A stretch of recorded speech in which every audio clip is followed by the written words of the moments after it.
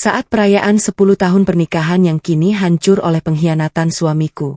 Ia tak sadar bahwa istana tempatnya berdiri angkuh adalah warisan mutlak yang selama ini menopang seluruh hidupnya.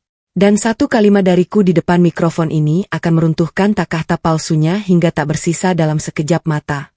Sebelum ceritanya kita mulai, absen dulu teman-teman cerita putri dari daerah mana saja.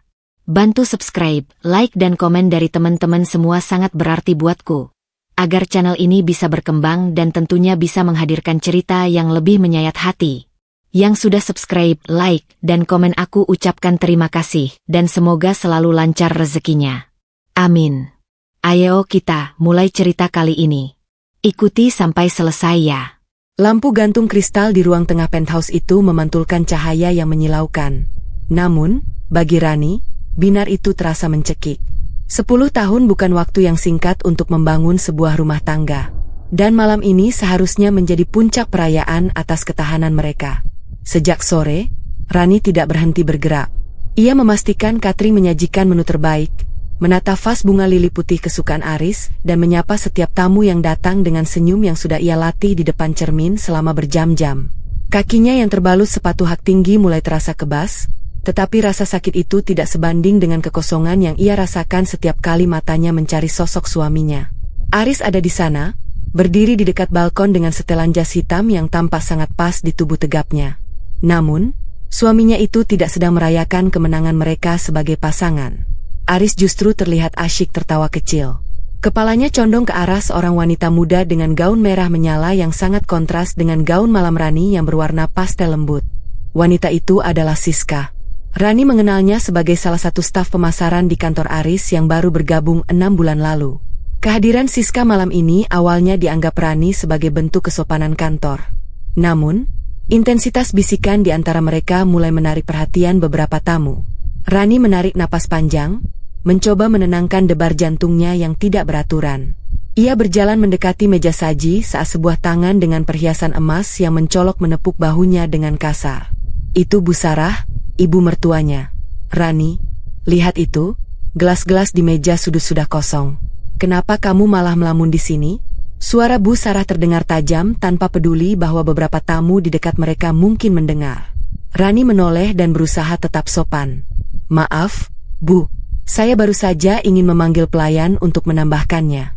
Bu Sarah mendengus, matanya menatap Rani dari ujung kepala hingga ujung kaki dengan tatapan menghakimi. 10 tahun jadi istri Aris, tapi kamu masih saja lamban. Pantas saja Aris terlihat bosan. Lihat dia sekarang. Dia butuh suasana yang lebih segar. Bukan istri yang wajahnya selalu terlihat lelah seperti kamu. Harusnya kamu bersyukur Aris masih mau merayakan acara semegah ini untukmu di apartemen semewah ini. Kalimat itu seperti sembilu yang menyayat batin Rani. Bu Sarah tidak pernah tahu atau mungkin pura-pura tidak tahu bahwa apartemen ini adalah satu-satunya peninggalan berharga dari almarhum ayah Rani. Namun sejak mereka menikah, Aris perlahan-lahan mengambil alih dominasi.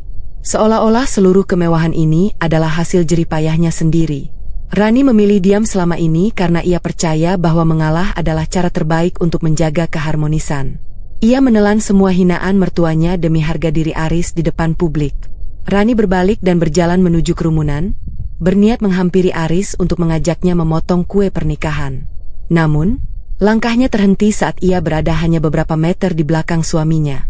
Ia mendengar suara tawa manja Siska yang begitu rendah, hampir seperti desahan. Mas Aris, istri kamu kelihatannya sibuk sekali jadi pelayan malam ini. Apa dia tidak capek mondar-mandir seperti itu? Tanya Siska sambil menyentuh lengan jas Aris dengan berani. Aris tidak menepis tangan itu.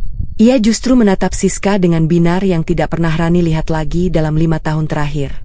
Biarkan saja. Dia memang lebih suka mengurus hal-hal teknis seperti itu. Dia merasa berguna kalau sibuk.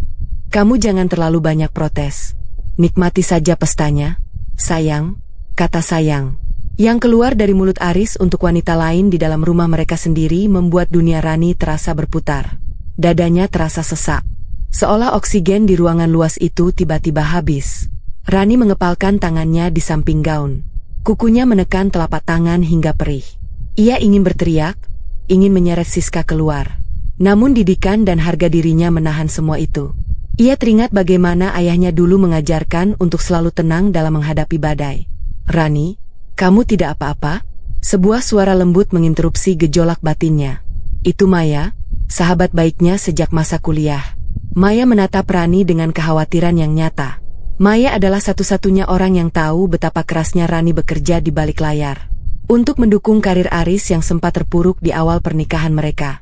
Aku baik-baik saja, Maya. Jawab Rani dengan suara yang bergetar tipis. Jangan bohong padaku. Aku melihat cara Aris menatap wanita itu. Ini keterlaluan, Rani. Ini acara kalian, bukan acara kencan mereka. Bisik Maya dengan nada marah yang tertahan. Rani menggeleng pelan. Tamu-tamu masih di sini, Maya. Aku tidak ingin merusak suasana. Aku hanya perlu menyelesaikan malam ini. Sampai kapan kamu mau jadi penonton dalam hidupmu sendiri? Tanya Maya retoris yang justru menambah beban di pundak Rani. Tekanan emosional Rani semakin memuncak saat Aris tiba-tiba berjalan menuju tengah ruangan. Masih dengan Siska yang mengekor di belakangnya bak bayangan. Aris memberi isyarat kepada pemain musik untuk berhenti sebentar. Semua mata kini tertuju pada mereka. Rani berharap Aris akan memanggilnya untuk berdiri di sampingnya untuk menunjukkan pada dunia bahwa ia adalah istri sah yang telah menemani perjuangannya selama 1 dekade. Namun, Aris justru berdiri tegak dengan penuh keangkuhan tanpa sekalipun menoleh ke arah Rani yang berdiri di antara kerumunan tamu. Aris mengangkat gelas sampahnya. Terima kasih sudah datang malam ini, ujar Aris dengan suara lantang yang menggema di langit-langit penthouse. 10 tahun adalah waktu yang lama untuk sebuah pembelajaran. Malam ini saya menyadari bahwa hidup adalah tentang pilihan dan terkadang kita harus berani meninggalkan beban masa lalu untuk menuju kebahagiaan yang lebih nyata. Rani merasa seluruh sendinya melemas. Ia bisa melihat Siska tersenyum penuh kemenangan di samping Aris. Sementara Buarah mengangguk-angguk dari kejauhan seolah setuju dengan setiap kata yang diucapkan putranya. Rani menyadari bahwa pilihan yang dimaksud Aris bukan tentang masa depan mereka, melainkan tentang keputusannya untuk menyingkirkan Rani. Di tengah keheningan yang tegang itu, Ran membuat sebuah keputusan kecil namun berisiko. Alih-alih melarikan diri ke kamar untuk menangis, ia melangkah maju. Ia menerobos kerumunan tamu dan berdiri tepat di depan Aris dan Siska. Rani tidak mengambil mikrofon. Ia hanya menatap mata suaminya dengan tatapan yang tajam dan tak tergoyahkan. Sebuah tatapan yang belum pernah Aris lihat sebelumnya. Pilihan yang menarik. Aris ucap Rani dengan suara yang tenang namun cukup jelas didengar oleh orang-orang di sekitar mereka. Mari kita lihat seberapa kuat pilihanmu itu saat semua kepalsuan ini mulai runtuh. Aris tampak terkejut sesaat. Ketenangannya goyah melihat keberanian Rani yang tiba-tiba. Namun ia segera kembali pada topeng keangkuhannya. Rani berbalik meninggalkan suaminya yang masih terpaku. Ia berjalan menuju dapur bukan untuk menangis, melainkan untuk memastikan bahwa mulai detik ini ia tidak akan lagi menjadi pelayan di rumahnya sendiri. Ia telah memutuskan untuk berhenti berpura-pura meskipun ia tahu bahwa besok badai yang sesungguhnya akan menghantamnya lebih keras. Langkah Rani terasa berat saat ia kembali ke tengah pusaran tamu setelah konfrontasi singkat di dekat meja kue tadi. Kata-katanya kepada Aris adalah sebuah deklarasi perang yang tenang. Namun di balik ketenangan itu, jantungnya berdegup kencang hingga telinganya berdenging. Ia merasa seperti seorang penyusup di dalam rumahnya sendiri. Di bawah atap penthouse yang setiap sudutnya ia hias dengan penuh kasih sayang selama 10 tahun terakhir. Aris masih berdiri di tempatnya, menatap punggung Rani dengan kemarahan yang tertahan. Namun pria itu segera terdistraksi oleh tawa manja Siska yang kembali menarik perhatiannya. Rani mencoba mengatur napasnya di dekat meja minuman, namun kedamaian semu hancur saat suara melengking Busarah kembali menusuk indera pendengarannya. Ibu mertuanya itu sedang berdiri bersama sekelompok sosialita, kawan-kawan pengajiannya yang lebih banyak menghabiskan waktu memamerkan tas bermerek daripada beribadah. Nah, ini dia orangnya, ujar Busarah sambil memberi isyarat agar Rani mendekat. Matanya menatap gaun pastel Rani dengan ekspresi seolah-olah ia sedang melihat noda di lantai yang bersih. Kalian lihat sendiri, kan? Saya sudah berkali-kali bilang pada Rani, kalau ada acara besar begini, pakailah baju yang ada, kelasnya sedikit. Lihat gaunnya, warnanya pucat, modelnya tertutup seperti mau ke kantor. Tidak ada harganya di depan tamu-tamu terhormat Aris. Rani merasa wajahnya memanas. Ia menatap para wanita itu yang kini menatapnya dengan tatapan kasihan yang menghina. Saya merasa warna ini paling cocok untuk suasana peringatan 10 tahun kami. Bu lembut dan tenang, jawab Rani sesopan mungkin meski tangannya mengepal di balik kain gaunnya. Busarah tertawa hambar. Sebuah suara yang sangat tidak mengenakan, lembut dan tenang itu untuk tidur. Rani, kamu ini istri direktur sukses. Aris itu sedang di puncak karirnya. Penampilan kamu yang terlalu sederhana ini justru mempermalukan dia. Orang-orang bisa mengira Aris pelit tidak memberi istrinya uang belanja. Padahal kita semua tahu Aris itu sangat royal. Kalimat itu diikuti oleh bisik-bisik dari rekan-rekan Bu Sarah. Rani tahu persis kebenarannya bahwa selama 3 tahun pertama pernikahan, dialah yang menyokong seluruh biaya hidup karena bisnis Aris baru merangkak naik. Namun di mata Bu Sarah, Aris adalah pusat semesta dan Rani hanyalah pelengkap yang gagal menjalankan fungsinya sebagai hiasan. Tekanan itu belum berakhir. Di sudut ruangan lain, Aris tidak lagi berusaha menutupi kedekatannya dengan Siska. Aris terlihat mengambilkan segelas jus dan menyerahkannya pada Siska dengan tatapan yang sangat intens. Pemandangan itu disaksikan oleh Tony, rekan kerja Aris yang baru saja bergabung di lingkaran mereka. Tony adalah tipe pria yang selalu mengukur kesuksesan dari wanita yang mendampinginya dan ia adalah sosok yang sering memprovokasi ego Aris di kantor. Tony mendekati Aris dan Siska lalu menepuk bahu Aris sambil tertawa lebar. Luar biasa, Riz. Pesta ini hebat, tapi selera barumu ini jauh lebih hebat. Ucap Tony dengan suara yang cukup keras hingga Rani bisa mendengarnya dari jarak beberapa meter. Rani melihat Aris tersenyum bangga, sama sekali tidak merasa perlu menjaga perasaan istrinya yang berdiri hanya beberapa langkah darinya. Siska dengan gaun merahnya yang provokatif menyandarkan kepalanya sejenak di bahu Aris sebelum menariknya kembali dengan gerakan manja. Itu adalah sebuah penghinaan visual yang sangat nyata. Rani merasa seolah-olah martabatnya sedang dikuliti helai demi helai di depan orang-orang yang mengenalnya. Eskalasi emosi Rani mencapai puncaknya saat Bu Sarah kembali mendekatinya. Kali ini sendirian.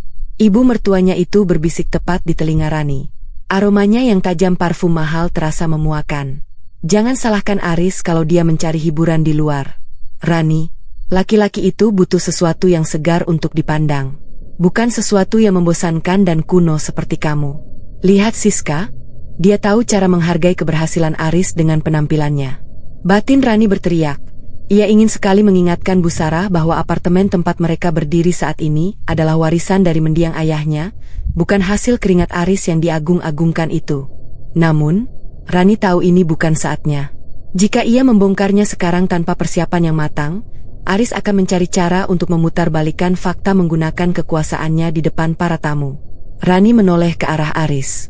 Pria itu kini sedang tertawa bersama Tony dan Siska. Seolah-olah Rani tidak ada di sana. Luka di hati Rani yang awalnya hanya berupa sayatan kecil kini mulai menganga lebar. Namun di tengah rasa sakit itu, sebuah kekuatan baru muncul. Ia tidak lagi merasa sedih. Ia mulai merasa muak. Rani mengambil sebuah keputusan kecil, namun sangat berisiko malam itu. Ia berjalan menuju pusat sistem suara yang dikendalikan oleh seorang operator di sudut ruangan. Ia tidak akan membuat keributan besar. Belum saatnya. Namun, ia harus memberikan pesan bahwa ia bukan lagi wanita lemah yang bisa diinjak-injak. Tolong mainkan lagu pilihan saya setelah ini. Bisik Rani kepada operator musik sambil menyerahkan sebuah data dalam ponselnya yang berisi lagu kesukaan mendiang ayahnya. Sebuah lagu yang selalu mengingatkan Rani bahwa ia adalah pemilik sah dari semua kemewahan ini. Saat lagu itu mulai mengalun di seluruh ruangan, suasana pesta yang modern tiba-tiba berubah menjadi sedikit melankolis dan berwibawa. Aris seketika menegang. Ia tahu lagu itu. Ia tahu lagu itu adalah lagu kebanggaan ayah Rani. Aris menoleh dengan tatapan tajam mencari sosok Rani di tengah kerumunan. Menyadari bahwa istrinya sedang melakukan sesuatu untuk menarik perhatian kembali pada identitas aslinya. Rani berdiri di dekat pintu masuk utama, menatap Aris dari kejauhan dengan senyum tipis yang penuh misteri. Tekanan batinnya kini berganti menjadi kewaspadaan yang tajam. Ia sadar dengan memutar lagu itu, ia telah memancing kemarahan Aris yang lebih besar. Namun, ia sudah tidak peduli. Ia baru saja memulai langkah pertamanya untuk mengambil kembali kendali atas hidupnya. Meski ia tahu besok pagi, Aris mungkin akan melakukan hal yang lebih kejam sebagai balasan atas keberaniannya malam ini. Gema lagu kesayangan almarhum ayahnya masih menyisakan getaran tipis di udara, menciptakan selubung melankolia yang ganjil di tengah kemewahan penthouse itu. Rani berdiri dengan punggung tegak, napasnya diatur sedemikian rupa agar dadanya tidak terlihat naik turun terlalu cepat. Ia sempat berharap lagu itu akan menyentuh sisi manusiawi Aris, mengingatkan suaminya pada masa-masa ketika mereka hanya memiliki satu sama lain dan dukungan penuh dari sang ayah. Namun, harapan itu hancur saat ia melihat rahang Aris yang mengeras dan tatapan matanya yang justru semakin berkilat penuh kebencian. Aris tidak tersentuh. Ia merasa terancam. Baginya melodi itu bukan kenangan manis, melainkan pengingat akan hutang budi yang selama ini ingin ia kubur dalam-dalam. Tony, rekan kerja Aris yang sejak awal terus memanas-manasi suasana, menyenggol lengan Aris sambil menyeringai kecil. Lihat itu, Riz, istrimu sepertinya masih ingin memegang kendali. Dia ingin mengingatkan semua orang siapa yang berjasa di sini. Apa kamu mau diam saja dikesampingkan di pestamu sendiri? Bisiknya. Suaranya sengaja dibuat cukup keras agar Siska yang berdiri di samping mereka turut mendengar. Siska meletakkan jemari lenturnya di atas dada Aris, memberikan tatapan manja yang seolah memuja. Mas Aris, aku tidak suka lagu ini. Terasa sangat tua dan menyedihkan. Bukankah malam ini seharusnya tentang kebahagiaan kita? Dorongan dari Tony dan rengekan Siska menjadi pemicu yang sempurna bagi ego Aris yang sudah mencapai titik didih. Dengan langkah kasar, Aris berjalan menuju panggung kecil di tengah ruangan. Ia merebut mikrofon dari tangan operator musik dengan gerakan yang begitu tiba-tiba hingga menimbulkan suara dengung fatbook yang memekakkan telinga. Seluruh percakapan di ruangan itu terhenti seketika. Para tamu termasuk Bu Sarah yang sedang tertawa bersama kolega sosialitanya kini menoleh dengan rasa ingin tahu yang besar. Perhatian semuanya. Suara Aris menggelegar melalui pengeras suara. Rani merasakan firasat buruk menyengat ujung sarafnya. Ia melangkah maju sedikit, mencoba mencari mata Aris, mencari sisa-sisa cinta yang mungkin masih terselip di sana. Namun yang ia temukan hanyalah kekosongan yang dingin. Malam ini kita berkumpul untuk merayakan 10 tahun pernikahan. Aris memulai. Bibirnya menyunggingkan senyum miring yang mengerikan. 10 tahun saya mencoba menjadi suami yang sabar. 10 tahun saya mencoba menoleransi wanita yang tidak pernah bisa mengimbangi kecepatan hidup saya. Rani, kamu berdiri di sana dengan wajah malangmu, selalu merasa paling berjasa karena masa lalu. Rani mematung, napasnya seolah tertahan di tenggorokan. Ia bisa merasakan ratusan pasang mata kini menatapnya. Ada yang kasihan, ada yang jijik, dan ada yang terang-terangan menikmati drama ini. Cukup. 10 tahun sudah lebih dari cukup bagi saya untuk berkorban. Aris berteriak, suaranya bergetar karena emosi yang meluap. Saya bosan dengan ketenanganmu yang palsu. Saya bosan dengan caramu yang selalu ingin mengatur segalanya. Malam ini di depan semua saksi saya tegaskan saya memilih dia. Aris menunjuk arah Siska yang kini tersenyum penuh kemenangan, seolah baru saja memenangkan piala bergilir. Siska lebih manja, lebih mengerti kebutuhan saya, dan lebih pantas mendampingi pria sukses seperti saya daripada wanita kaku seperti kamu. Keheningan yang mencekam jatuh di ruangan itu. Bahkan suara denting gelas pun tidak terdengar.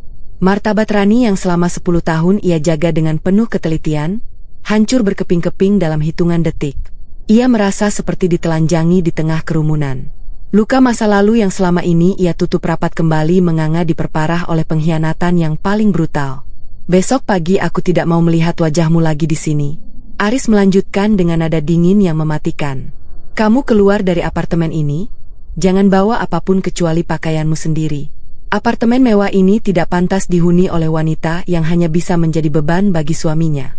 Pergilah dan cari kehidupanmu sendiri yang membosankan itu. Bu Sarah melangkah maju, bukan untuk menenangkan putranya, melainkan untuk berdiri di samping Aris. Ia menatap Rani dengan sorot mata yang seolah mengatakan, akhirnya kamu dengar itu, Rani. Sudah waktunya kamu tahu diri. Jangan mempersulit keadaan. Rani masih berdiri mematung. Dunianya seolah runtuh. Namun anehnya, di tengah kehancuran itu ada sebuah titik api kecil yang mulai menyala di dasar hatinya. Ia melihat Maya, sahabatnya, yang sedang mencoba menerobos kerumunan dengan wajah merah padam karena marah. Namun, Rani memberi kode kecil dengan tangannya agar Maya tetap diam. Rani memandang Aris lalu beralih pada Siska dan terakhir pada apartemen yang telah ia rawat dengan sepenuh jiwa. Aris benar-benar lupa. Pria itu benar-benar yakin bahwa semua ini adalah miliknya. Aris tidak menyadari bahwa di barisan belakang tamu, Pak Baskoro, maner apartemen yang sudah mengenal keluarga Rani sejak ia masih kecil sedang menunduk dengan wajah prihatin, memegang kunci cadangan yang sewaktu-waktu bisa mengubah segalanya. Rani menarik napas panjang, sebuah napas yang terasa lebih berat dari biasanya. Ia tidak menangis. Air matanya seolah telah menguap oleh rasa panas di dadanya. Kepalanya terangkat perlahan. Ia menyadari bahwa jika ia membalas sekarang dengan teriakan, ia hanya akan terlihat sama rendahnya dengan mereka. "Baik, Aris," ucap Rani tanpa mikrofon. Namun suaranya yang tenang entah bagaimana terasa jauh lebih kuat daripada teriakan Aris tadi. "Jika itu maumu, aku akan pergi besok." Aris mendengus meremehkan, merasa telah memenangkan pertempuran sepenuhnya. Ia kembali merangkul Siska, mengabaikan Rani seolah istrinya itu sudah menjadi abu. Para tamu mulai berbisik-bisik kembali. Suasana pesta berubah menjadi canggung dan penuh gunjingan. Rani berbalik, berjalan menuju kamar utama dengan langkah yang stabil. Namun, di dalam kepalanya ia sudah mengambil sebuah keputusan kecil yang sangat berisiko. Ia tidak akan hanya membawa pakaiannya, ia akan menghubungi Dimas, pengacara keluarganya. Malam ini juga ia akan membiarkan Aris menikmati kemenangan semuanya selama beberapa jam ke depan. Rani memutuskan untuk tidak mengungkapkan status kepemilikan apartemen itu sekarang. Ia ingin Aris dan Siska merasa benar-benar memiliki tempat ini, menghabiskan malam pertama mereka dengan penuh hayalan sebelum ia meruntuhkan semuanya tepat di saat mereka merasa paling bahagia. Tekanan batin Rani kini berubah menjadi sebuah tekad yang dingin dan terencana. Ia tahu dengan tetap dia malam ini, ia mempertaruhkan sisa harga dirinya di mata para tamu. Tetapi ia lebih memilih kehilangan nama baik sesaat demi kehancuran total sang pengkhianat nantinya. Sinar matahari pagi yang menembus jendela kaca setinggi langit-langit di penthouse itu biasanya membawa kehangatan yang menenangkan bagi Rani. Namun, pagi ini cahaya itu terasa seperti lampu sorot yang menguliti setiap jengkal kegagalannya sebagai seorang istri. Rani duduk di tepi tempat tidur king size yang semalam tidak ia tiduri. Matanya sembab bukan karena menangis terus-menerus, melainkan karena ia menghabiskan sepanjang malam menatap langit-langit, menyusun kepingan harga dirinya yang hancur berkeping-keping akibat ucapan Aris di depan para tamu semalam. Suara pintu kamar yang terbanting keras mengejutkannya. Aris masuk dengan langkah lebar, wajahnya tidak lagi menunjukkan rasa bersalah. Sebaliknya, pria itu tampak penuh energi, seolah-olah ia baru saja memenangkan proyek terbesar dalam hidupnya. Tanpa berkata apa-apa, Aris menarik 2 koper besar dari dalam lemari dan melemparkannya ke atas tempat tidur. Tepat di samping Rani duduk. "Apa yang kamu tunggu, Rani? Aku sudah bilang semalam, pagi ini kamu harus keluar." Suara Aris terdengar kasar dan tanpa sisa empati sedikit. Aris mulai membuka lemari pakaian dan menarik paksa gantungan baju milik Rani. Ia melemparkan gaun-gaun itu ke dalam koper dengan sembarangan. 10 tahun aku membiarkanmu menikmati kemewahan ini. 10 tahun aku bekerja keras membangun karir agar kita bisa tinggal di tempat semegah ini. Dan kamu hanya diam menikmati hasilnya seperti benalu. Kamu tidak punya kontribusi apapun selain menjadi beban di rumah ini. Rani menatap Aris dengan pandangan yang sulit diartikan. Kalimat benalu itu terasa sangat ironis di telinganya. Ia teringat bagaimana ayahnya memberikan unit penthouse ini sebagai hadiah pernikahan. Sebuah aset yang sengaja tidak dicantumkan dalam perjanjian pranikah. Karena ayahnya ingin Rani memiliki tempat bernaung yang aman jika sesuatu terjadi. Aris yang saat itu masih merintis usaha distribusi kecil-kecilan sangat bersyukur dan berjanji akan merawat Rani dan rumah ini. Namun seiring berjalannya waktu dan kesuksesan yang Aris raih menggunakan koneksi relasi ayah Rani, pria itu mulai mencuci otaknya sendiri, meyakini bahwa dialah sang penakluk dunia. "Benalu," gumam Rani pelan, suaranya serak. "Iya, kamu cuma menumpang hidup." Aris membentak sambil melemparkan sepasang sepatu hak tinggi Rani ke dalam koper hingga menimbulkan bunyi keras. "Kamu pikir wajah cantikmu itu cukup untuk membuatku bertahan selamanya? Siska jauh lebih berharga. Dia punya semangat, dia punya gairah, dan yang paling penting dia tidak membosankan sepertimu. Dia menghargai setiap tetap keringatku. Tidak seperti kamu yang selalu bersikap seolah-olah semua ini sudah seharusnya ada." Belum sempat Rani menjawab, pintu kamar yang terbuka lebar itu kembali dimasuki seseorang. Siska masuk dengan langkah angkuh, mengenakan pakaian santai namun mahal. Mungkin hasil pemberian Aris beberapa minggu lalu. Ia membawa segelas kopi dan menyesapnya dengan gaya seolah dia sudah menjadi nyonya rumah. "Mas Aris, kenapa lama sekali? Aku sudah mulai memesan desainer interior untuk melihat ruangan ini siang nanti," ujar Siska sambil menatap Rani dengan tatapan merendahkan. Siska berjalan menuju jendela besar, menunjuk arah sudut ruangan di mana terdapat meja kerja antik milik almarhum ayah Rani. "Pertama-tama buang meja kayu tua itu. Sangat merusak estetika modern apartemen ini. Aku ingin menggantinya dengan sofa santai berbahan bludru." Rani merasakan dadanya berdenyut kencang. Meja itu adalah satu-satunya benda yang paling ia sayangi. Di meja itulah ayahnya dulu sering membacakannya cerita sebelum beliau wafat. "Jangan sentuh meja itu, Siska." Suara Rani kali ini terdengar lebih tegas. Siska tertawa kecil. Suara tawa yang manja dan memuakkan. "Oh, Rani, kamu masih di sini? Aku kira kamu sudah paham posisimu. Mas Ari sudah tidak menginginkanmu. Dan itu berarti seleramu juga tidak lagi diinginkan di sini. Apartemen ini butuh sentuhan baru. Sentuhan yang lebih berkelas." Siska kemudian berpaling pada Aris. "Mas, tolong suruh dia cepat sedikit. Aku tidak nyaman melihatnya masih berkeliaran di sini. Sementara aku ingin mulai menata hidup kita yang baru." Aris mendengus dan berjalan mendekati Rani. Ia mencengkeram lengan Rani, tidak sampai menyakiti secara fisik, namun cukup kuat untuk menunjukkan dominasinya. "Dengar, Siska tidak nyaman. Cepat kemasi sisanya atau aku akan memanggil petugas keamanan gedung untuk menyeretmu keluar secara paksa. Aku tidak mau reputasiku rusak karena ada mantan istri yang tidak tahu diri masih menumpang di propertiku." Rani menepis tangan Aris dengan gerakan yang perlahan namun pasti. Ia berdiri menatap Aris dan Siska bergantian. Konflik batin dalam dirinya bergejolak hebat antara keinginan untuk meledak sekarang juga dan membongkar semua kenyataan atau tetap pada rencana dingin yang telah ia susun semalam dengan pengacaranya. Jika ia menyerang sekarang, ia hanya akan terlihat seperti wanita yang sedang histeris karena dicampakkan. Ia ingin mereka jatuh dari titik tertinggi keyakinan mereka. "Baiklah, aku akan pergi," ucap Rani tenang, yang justru membuat Aris dan Siska tampak sedikit heran. "Aku tidak akan mempersulit kalian.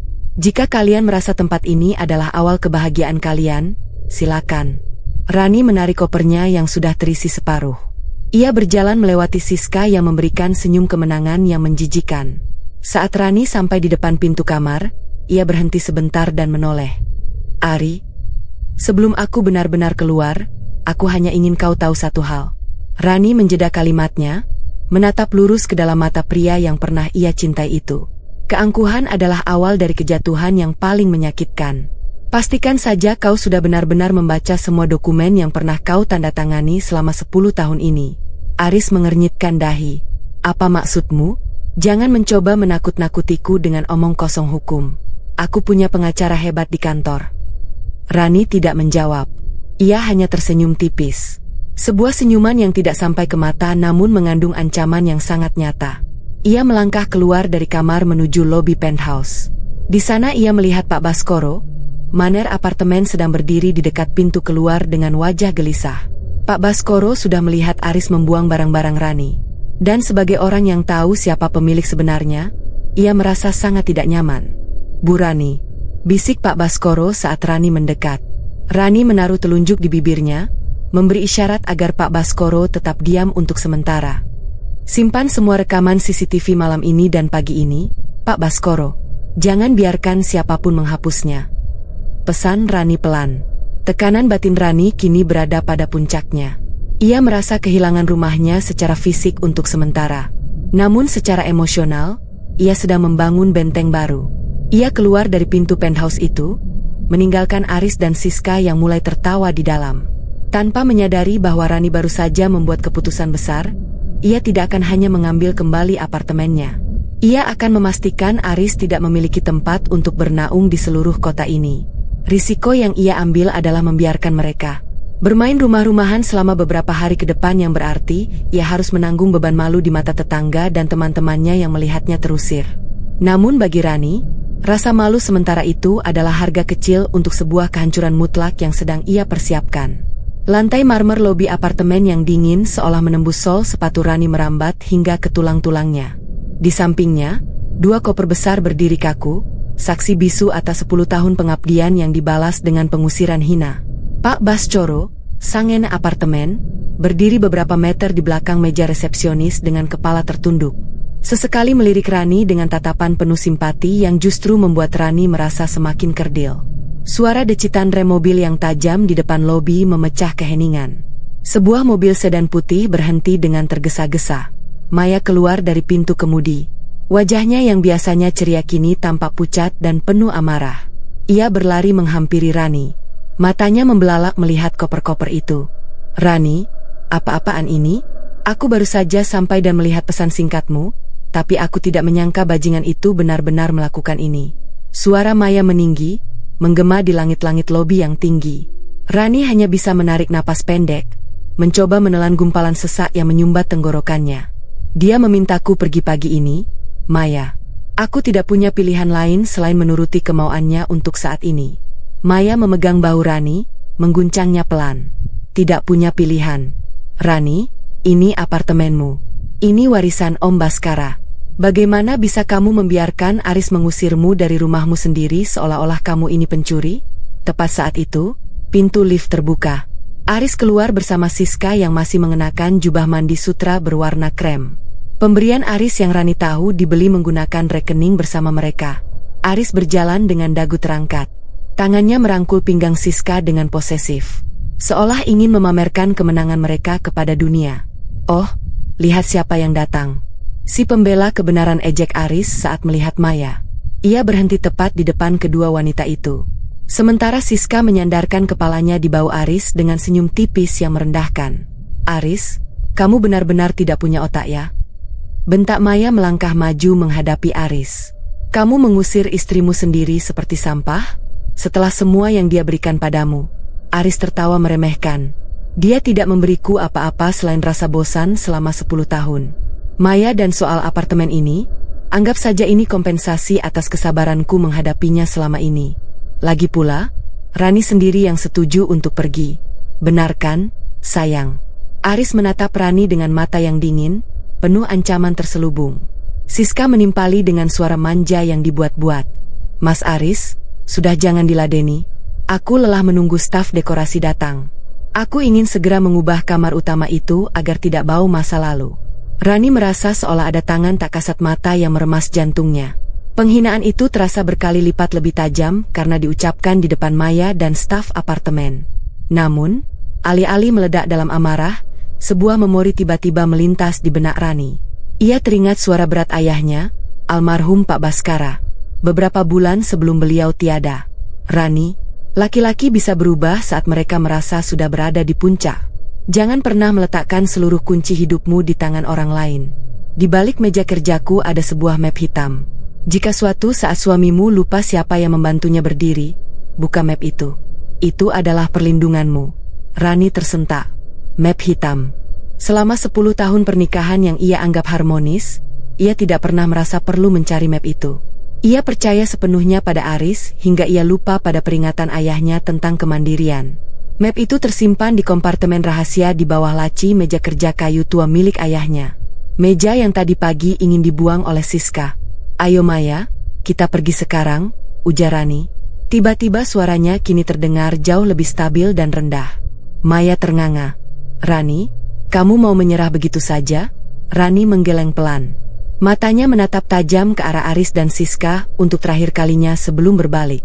Aku tidak menyerah, Maya. Aku hanya sedang mengumpulkan apa yang tertinggal. Aris mendengus puas, mengira Rani telah benar-benar takluk. Bagus. Jangan pernah muncul lagi di sini kalau kamu masih punya sisa harga diri. Rani dan Maya mulai memasukkan koper ke dalam bagasi mobil. Sepanjang perjalanan meninggalkan gedung apartemen itu, Rani terus menatap ke arah jendela. Melihat bayangan gedung yang semakin menjauh, batinnya bergejolak hebat. Di satu sisi, ia merasa hancur karena pengkhianatan Aris. Namun, di sisi lain, ada adrenalin ketakutan yang mulai berubah menjadi keberanian. Rani, kita ke rumahku sekarang. Kamu bisa tinggal di sana selama yang kamu mau. Kita akan cari pengacara terbaik, ucap Maya sambil menyetir dengan emosional. Kita akan menemui Dimas, pengacara ayahku, sahut Rani pelan. Tapi sebelum itu, ada sesuatu yang harus aku ambil kembali dari apartemen itu, Maya. Dan aku harus melakukannya sebelum Siska membuang barang-barang di sana. Maksudmu? Ada dokumen penting yang tertinggal di dalam meja ayahku. Aris tidak tahu keberadaannya. Jika aku kehilangan dokumen itu, aku kehilangan segalanya. Jelas Rani. Ia menyadari risiko besar yang ia ambil. Kembali ke apartemen itu sekarang berarti ia harus berhadapan lagi dengan Aris yang mungkin akan semakin kalap. Atau bahkan ia bisa dituduh melakukan pencurian di properti yang secara administratif saat ini masih dikelola oleh manajemen atas nama keluarga Aris untuk urusan operasional kantor. Rani menatap tangannya yang sedikit gemetar. Ia baru saja diusir, dipermalukan, dan ditinggalkan tanpa sepeser pun uang tunai di dompetnya karena Aris telah memblokir semua aksesnya semalam. Namun bayangan map hitam itu memberinya tujuan baru. Ia harus menyelinap kembali masuk rumahnya sendiri seperti seorang pencuri demi mengambil kembali hak miliknya yang sah. Tekanan batinnya kini bukan lagi tentang rasa sedih karena dicampakkan, melainkan ketakutan akan kehilangan satu-satunya senjata yang ia miliki untuk membalas dendam. Maya putar balik. Perintah Rani dengan nada yang tidak bisa dibantah. Aku harus kembali ke sana sekarang juga sebelum staf dekorasi itu membuang mejaku. Mobil Maya berputar arah membelah kemacetan pagi yang mulai merayap di sekitar kawasan bisnis pusat kota. Rani menggenggam sabuk pengamannya begitu erat hingga buku-buku jarinya memutih. Keputusannya untuk kembali ke penthouse bukan didorong oleh rasa rindu atau keinginan untuk mengemis pada Aris, melainkan oleh rasa ngeri yang dingin. Jika meja kayu itu benar-benar dibuang hari ini, maka harapan terakhirnya untuk membalikan keadaan akan berakhir di tempat pembuangan sampah. Kamu yakin bisa masuk tanpa membuat keributan? Tanya Maya. Suaranya penuh kekhawatiran yang tak tersembunyi. Aris sedang dalam kondisi mental yang sangat tidak stabil. Dia merasa seperti raja sekarang. Rani menatap keluar jendela pada deretan gedung pencakar langit yang tampak seperti jeruji besi baginya. Aku tahu kode darurat lift barang dan Pak Baskoro. Dia berjanji akan memberikan sinyal jika Aris keluar. Aku tidak punya waktu lagi, Maya. Meja itu adalah kunci segalanya. Sementara itu, di dalam kemewahan penthouse yang masih berantakan sisa pesta semalam, Aris sedang duduk di sofa kulitnya bersama Tony. Tony, pria dengan senyum licin dan setelan jas yang terlalu mahal untuk kinerjanya di kantor, sedang menuangkan sisa sampani ke gelas Aris. Sebagai rekan kerja yang selalu haus akan pengakuan, Tony tahu persis bagaimana cara memanipulasi ego Aris yang sedang membubung. Langkah jenius, Riz, ujar Tony sambil tertawa kecil. Suaranya mengandung nada provokasi yang halus. Seorang direktur sukses sepertimu memang tidak seharusnya terikat dengan wanita yang hanya bisa menuntut pengabdian, tapi tidak bisa memberikan citra pria berkelas. Rani itu masa lalu, Riz. Dia itu jangkar yang menahan kapalmu untuk berlayar lebih jauh. Aris menyesap minumannya. Matanya menatap langit-langit dengan penuh kepuasan. Aku hanya memberinya apa yang dia pantas dapatkan, Ton. 10 tahun aku memberinya tempat berteduh, tapi dia malah semakin sombong. Dia pikir dia bisa mengontrolku dengan lagu-lagu melankolis itu. Benar sekali, timpal Tony. Matanya berkilat. Lihat Siska, dia muda, berani, dan dia tahu bagaimana cara membuat pria sepertimu merasa hidup. Di dunia bisnis kita, citra adalah segalanya. Pria sukses yang bebas jauh lebih disegani daripada pria yang disetir oleh istri rumahan. Kamu sudah mengambil keputusan tepat untuk menjaga reputasimu. Di kamar sebelah, suara Siska terdengar sedang berbicara dengan nada tinggi melalui ponselnya memesan berbagai perabotan baru yang harganya selangit. Ia benar-benar berniat menghapus setiap jejak Rani dari tempat itu dalam waktu kurang dari 24 jam. Namun ketenangan semu Aris mulai terusik ketika ponselnya bergetar. Sebuah notifikasi dari aplikasi perbankan muncul. Gagal memproses transaksi otomatis. Aris mengerutkan kening. Ia mencoba melakukan transfer manual untuk uang muka desainer interior pilihan Siska. Namun layar ponselnya justru menampilkan pesan. Akses akun dibatasi. Silakan hubungi bank penyedia untuk verifikasi kepemilikan aset. Sial, gerutu Aris. Sistem bank ini sepertinya sedang bermasalah. Tony melirik layar ponsel Aris. Mungkin hanya gangguan rutin, Riz. Atau mungkin istrimu mulai bermain-main dengan rekening bersama. Wajah Aris berubah merah padam. Dia tidak akan berani. Dia tidak punya kuasa apa-apa atas rekening itu. Aku yang mengisi saldonya setiap bulan. Aris tidak menyadari bahwa di balik layar Dimas, pengacara keluarga Rani, telah mulai mengirimkan surat perintah pembekuan aset sementara ke beberapa bank utama menggunakan dokumen kepemilikan apartemen sebagai bukti bahwa Aris menggunakan alamat dan identitas yang secara hukum sedang dalam sengketa.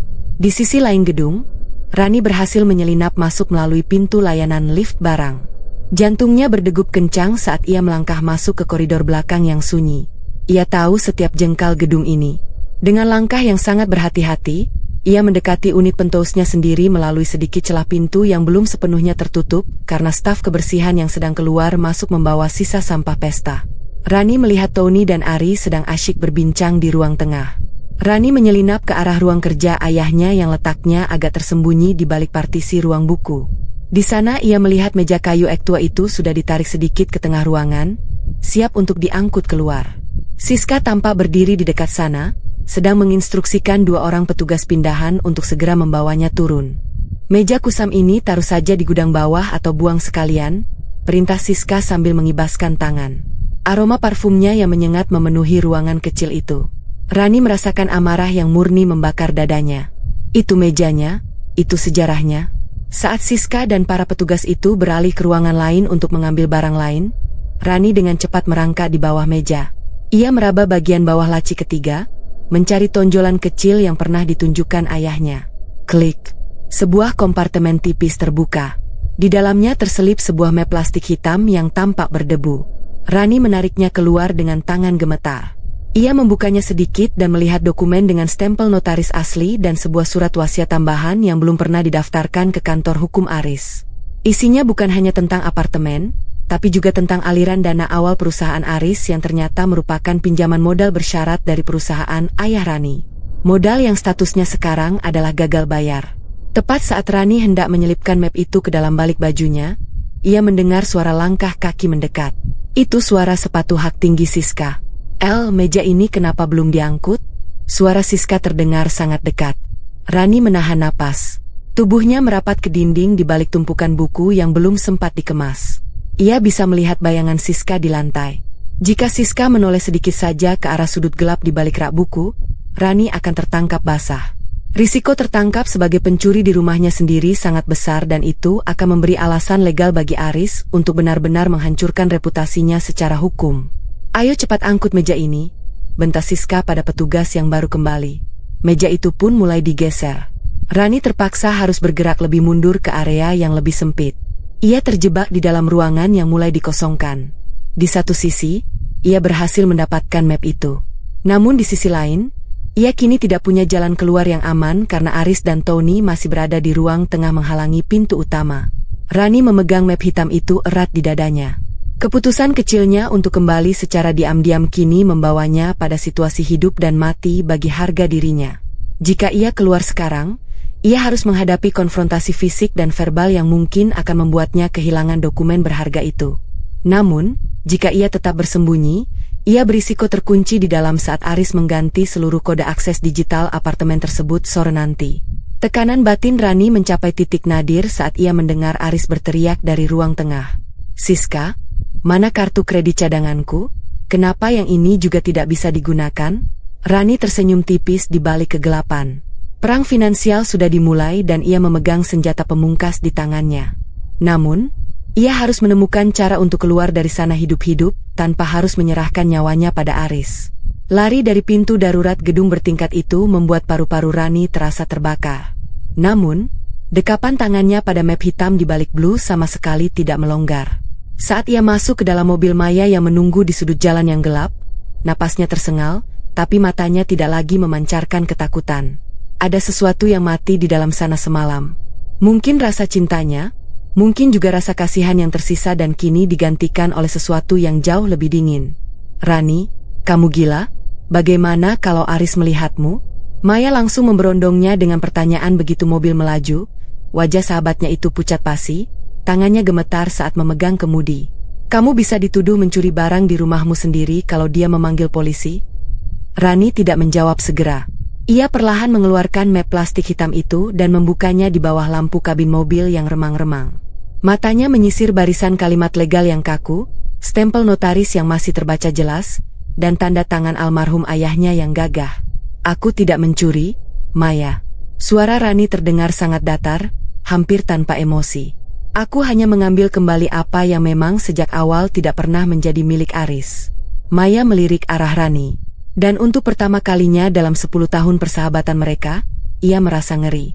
Rani yang ia kenal adalah wanita yang lembut, yang selalu mengalah demi keharmonisan dan yang selalu mencari pembenaran atas kesalahan Aris. Namun, wanita yang duduk di sampingnya sekarang tampak seperti orang asing. Ketenangan Rani terasa begitu pekat. Seolah-olah ia baru saja menutup pintu emosinya rapat-rapat. Kita ke kantor Dimas sekarang, perintah Rani. Malam begini, dia sudah menungguku. Dia adalah orang kepercayaan ayahku. Dia tahu persis apa yang harus dilakukan. 30 menit kemudian, Mereka sampai di sebuah kantor hukum yang terletak di kawasan yang lebih tenang. Dimas, seorang pria parubaya dengan kacamata berbingkai perak dan gurat wajah yang menunjukkan integritas tinggi menyambut mereka. Sebagai pengacara keluarga yang telah mengabdi pada almarhum Pak Baskara selama 2 dekade, Dimas menatap Rani dengan tatapan kebapakan yang penuh empati. Ia sudah mendengar kabar tentang keributan di pesta semalam dari Pak Baskoro, Sanger Gedung. "Rani, aku minta maaf kamu harus melewati semua ini sendirian semalam," ujar Dimas sambil mempersilakan mereka duduk. Ia mengambil map hitam yang disodorkan Rani dengan tangan yang mantap. Di ruangan yang hanya diterangi lampu meja kerja itu, Dimas mulai memeriksa dokumen-dokumen tersebut. Suasana hening, hanya terdengar suara gesekan kertas. Maya duduk di samping Rani, meremas jemarinya sendiri dengan gelisah. Sementara Rani hanya menatap lurus ke arah tumpukan buku hukum di rak belakang meja Dimas. "Sertifikat asli apartemen ini memang atas namamu, Rani. Mutlak hibah dari ayahmu sebelum beliau meninggal." Dimas memulai penjelasannya dengan suara bariton yang tenang. "Dalam perjanjiannya, Aris hanya diberikan hak pakai selama ia berstatus sebagai suamimu.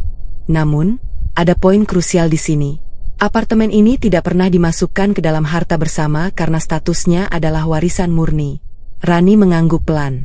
"Lalu bagaimana dengan modal perusahaannya, Paman?" Dimas membalik halaman terakhir dokumen tersebut, menunjukkan sebuah surat perjanjian hutang piutang yang sudah menguning. "Ini yang Aris lupakan.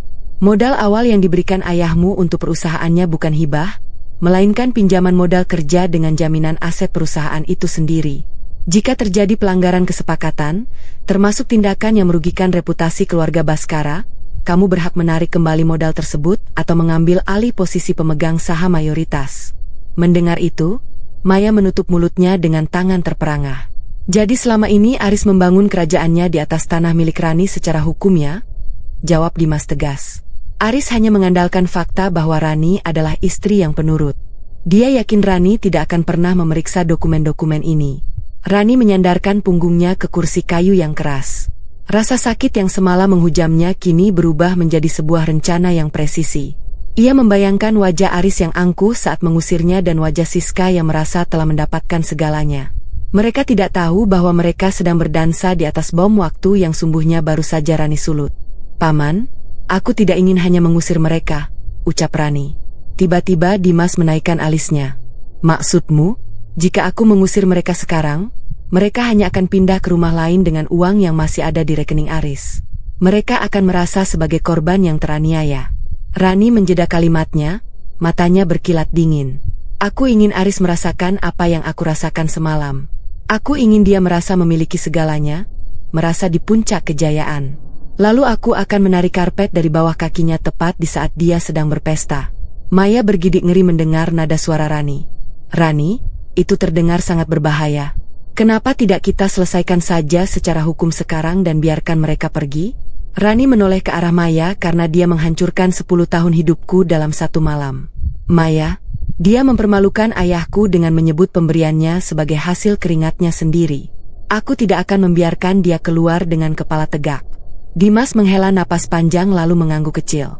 Sebagai pengacara, ia seharusnya menyarankan jalur tercepat.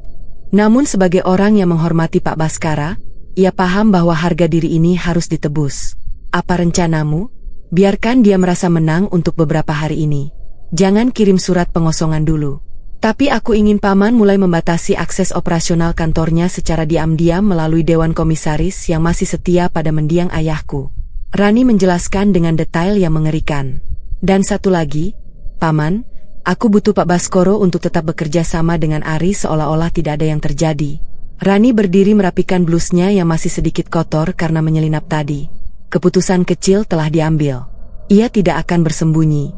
Ia akan tetap berada di jangkauan Aris, memantau kehancuran suaminya dari dekat. "Paman Dimas, tolong siapkan draft gugatan cerai, tapi jangan didaftarkan sampai aku memberi aba-aba," kata Rani sebagai penutup. Saat keluar dari kantor Dimas, angin malam menerpa wajah Rani. Tekanan batinnya kini bukan lagi tentang kesedihan, melainkan beban dari sebuah rencana jahat yang harus ia jalankan dengan sempurna. Ia memutuskan untuk menginap di sebuah hotel kecil yang letaknya tepat di seberang gedung apartemennya. Dari sana ia bisa melihat jendela penthouse-nya di lantai teratas. Risiko dari keputusan ini sangat besar. Jika Aris mengetahui bahwa Rani sedang mengintai dan merencanakan sesuatu, pria itu bisa saja bertindak nekat secara fisik atau memindahkan sisa asetnya ke luar negeri sebelum Rani sempat bertindak. Namun saat Rani melihat lampu penthouse-nya menyala di kejauhan, ia hanya merasakan satu hal, ketenangan yang mematikan. "Malam ini kamu bisa tidur nyenyak di tempat tidurku, Aris," gumam Rani pada kegelapan malam. "Tapi pastikan kamu menikmati setiap detiknya karena itu akan menjadi tidur nyenyak terakhir dalam hidupmu." Kaca jendela kamar hotel yang buram oleh embun pagi itu menjadi satu-satunya sekat antara Rani dan kehidupan yang telah ia bangun selama 10 tahun. Dari lantai 12, ia bisa melihat fasad megah gedung apartemennya sendiri yang berdiri pongah di seberang jalan. Kemarin ia adalah nyonya di sana. Hari ini ia hanyalah seorang pengamat yang bersembunyi di balik gorden abu-abu, memegang secangkir kopi hitam yang mendingin tanpa sempat ia sesap. Rani merasakan getaran aneh di dadanya, sebuah campuran antara kepuasan yang dingin dan rasa perih yang masih berdenyut. Ketenangan yang ia rasakan saat menemui Dimas semalam kini mulai terasa berat seperti baju zirah besi yang melindungi sekaligus membebani pundaknya. Ia telah memilih untuk menjadi bayangan, membiarkan Aris menari di atas bara api yang ia nyalakan sendiri. Namun melihat rumahnya dari kejauhan tetap saja menyisakan lubang di hatinya. Ponselnya bergetar di atas meja nakas. Sebuah pesan dari Pak Baskoro masuk. "Bu Rani, Pak Aris sedang berada di lobi bersama tukang kunci. Saya akan menjalankan instruksi sesuai arahan Ibu dan Pak Dimas." Rani meletakkan cangkirnya. Jemarinya gemetar saat ia membalas pesan itu dengan satu kata singkat. "Lakukan." Di seberang jalan, suasana di lobi apartemen mulai memanas. Aris berdiri dengan berkacak pinggang. Napasnya pendek-pendek karena amarah yang sedari tadi ia tahan. Di sampingnya, Siska tampak tidak sabar.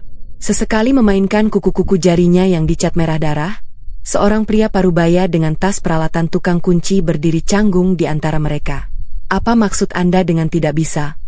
Suara Aris meninggi, menarik perhatian beberapa penghuni lain yang sedang melintas di lobi.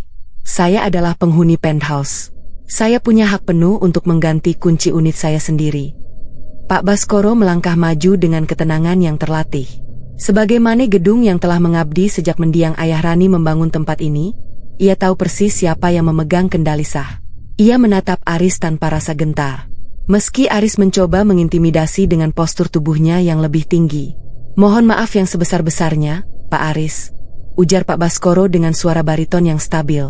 "Sesuai prosedur operasional gedung kami, setiap perubahan pada sistem keamanan unit termasuk penggantian kunci manual maupun digital harus mendapatkan persetujuan tertulis dari pemilik sah properti yang terdaftar di database kami." Aris tertawa sinis. Sebuah tawa yang terdengar dipaksakan. "Pemilik sah. Saya suaminya. Nama saya ada di kartu akses itu. Nama Bapak terdaftar sebagai penghuni pendamping." Pak Baskoro mengoreksi dengan halus. Namun setiap katanya terasa seperti tamparan bagi ego Aris. Status kepemilikan unit penthouse adalah atas nama Ibu Rani Baskara. "Kami baru saja menerima nota hukum dari firma hukum Pak Dimas yang menyatakan bahwa segala bentuk perubahan fisik pada unit tersebut harus ditangguhkan sampai batas waktu yang tidak ditentukan." Wajah Aris berubah dari merah menjadi pucat pasi, lalu kembali merah padam. Ia merasa otoritasnya dipreteli di depan umum, terutama di hadapan Siska yang kini mulai menatapnya dengan pandangan bertanya-tanya. "Persetan dengan nota hukum itu," Aris membentak, jarinya menunjuk tepat ke wajah Pak Baskoro. "Anda tahu siapa saya? Saya bisa menelepon dewan direksi perusahaan manajemen kalian dan membuat Anda dipecat dalam waktu 5 menit. Bukan hanya Anda, saya akan pastikan seluruh staf di lobi ini kehilangan pekerjaan jika kalian terus mempersulit saya." Siska menimpali dengan suara cemprengnya. "Benar, Mas Aris ini orang penting. Kalian jangan coba-coba mencari masalah dengan kami. Aku butuh kunci itu diganti sekarang karena aku merasa tidak aman jika ada orang asing yang masih punya akses masuk." Pak Baskoro tidak bergeming. Ia justru merapikan jas ragamnya dan memberikan senyum tipis yang sangat formal. "Silakan, Pak Aris. Jika Bapak ingin menghubungi direksi, silakan. Namun, perlu saya ingatkan bahwa gedung ini dikelola oleh perusahaan yang saham mayoritasnya masih dimiliki oleh keluarga Baskara. Saya hanya menjalankan perintah dari atasan saya yang sebenarnya." Rani yang memantau situasi melalui sambungan telepon yang sengaja dibiarkan terbuka oleh Pak Baskoro disaku kemejanya memejamkan mata. Ia bisa mendengar teriakan Aris yang semakin tidak terkendali, cacian pria itu kepada para staf yang tidak bersalah dan ancaman-ancaman kosong yang hanya membuktikan betapa rapuhnya harga diri suaminya itu tanpa sokongan nama besar ayahnya. Di dalam kamar hotel yang sunyi, Rani merasakan gejolak batin yang hebat. Ada bagian dari dirinya yang ingin segera lari ke sana, melempar sertifikat asli ke wajah Aris, dan mengakhiri sandiwara ini. Ia muak melihat Aris merendahkan orang-orang yang telah lama setia pada keluarganya. Namun, suara Dimas kembali terngiang di kepalanya. Jangan beri dia jalan keluar yang mudah, Rani. Biarkan dia mempermalukan dirinya sendiri sampai tidak ada lagi yang tersisa untuk dibanggakan. Rani menarik napas panjang. Ia menyadari bahwa dengan memilih cara ini, ia sedang mengikis bagian dari kemanusiaannya sendiri untuk menjadi sekeras batu.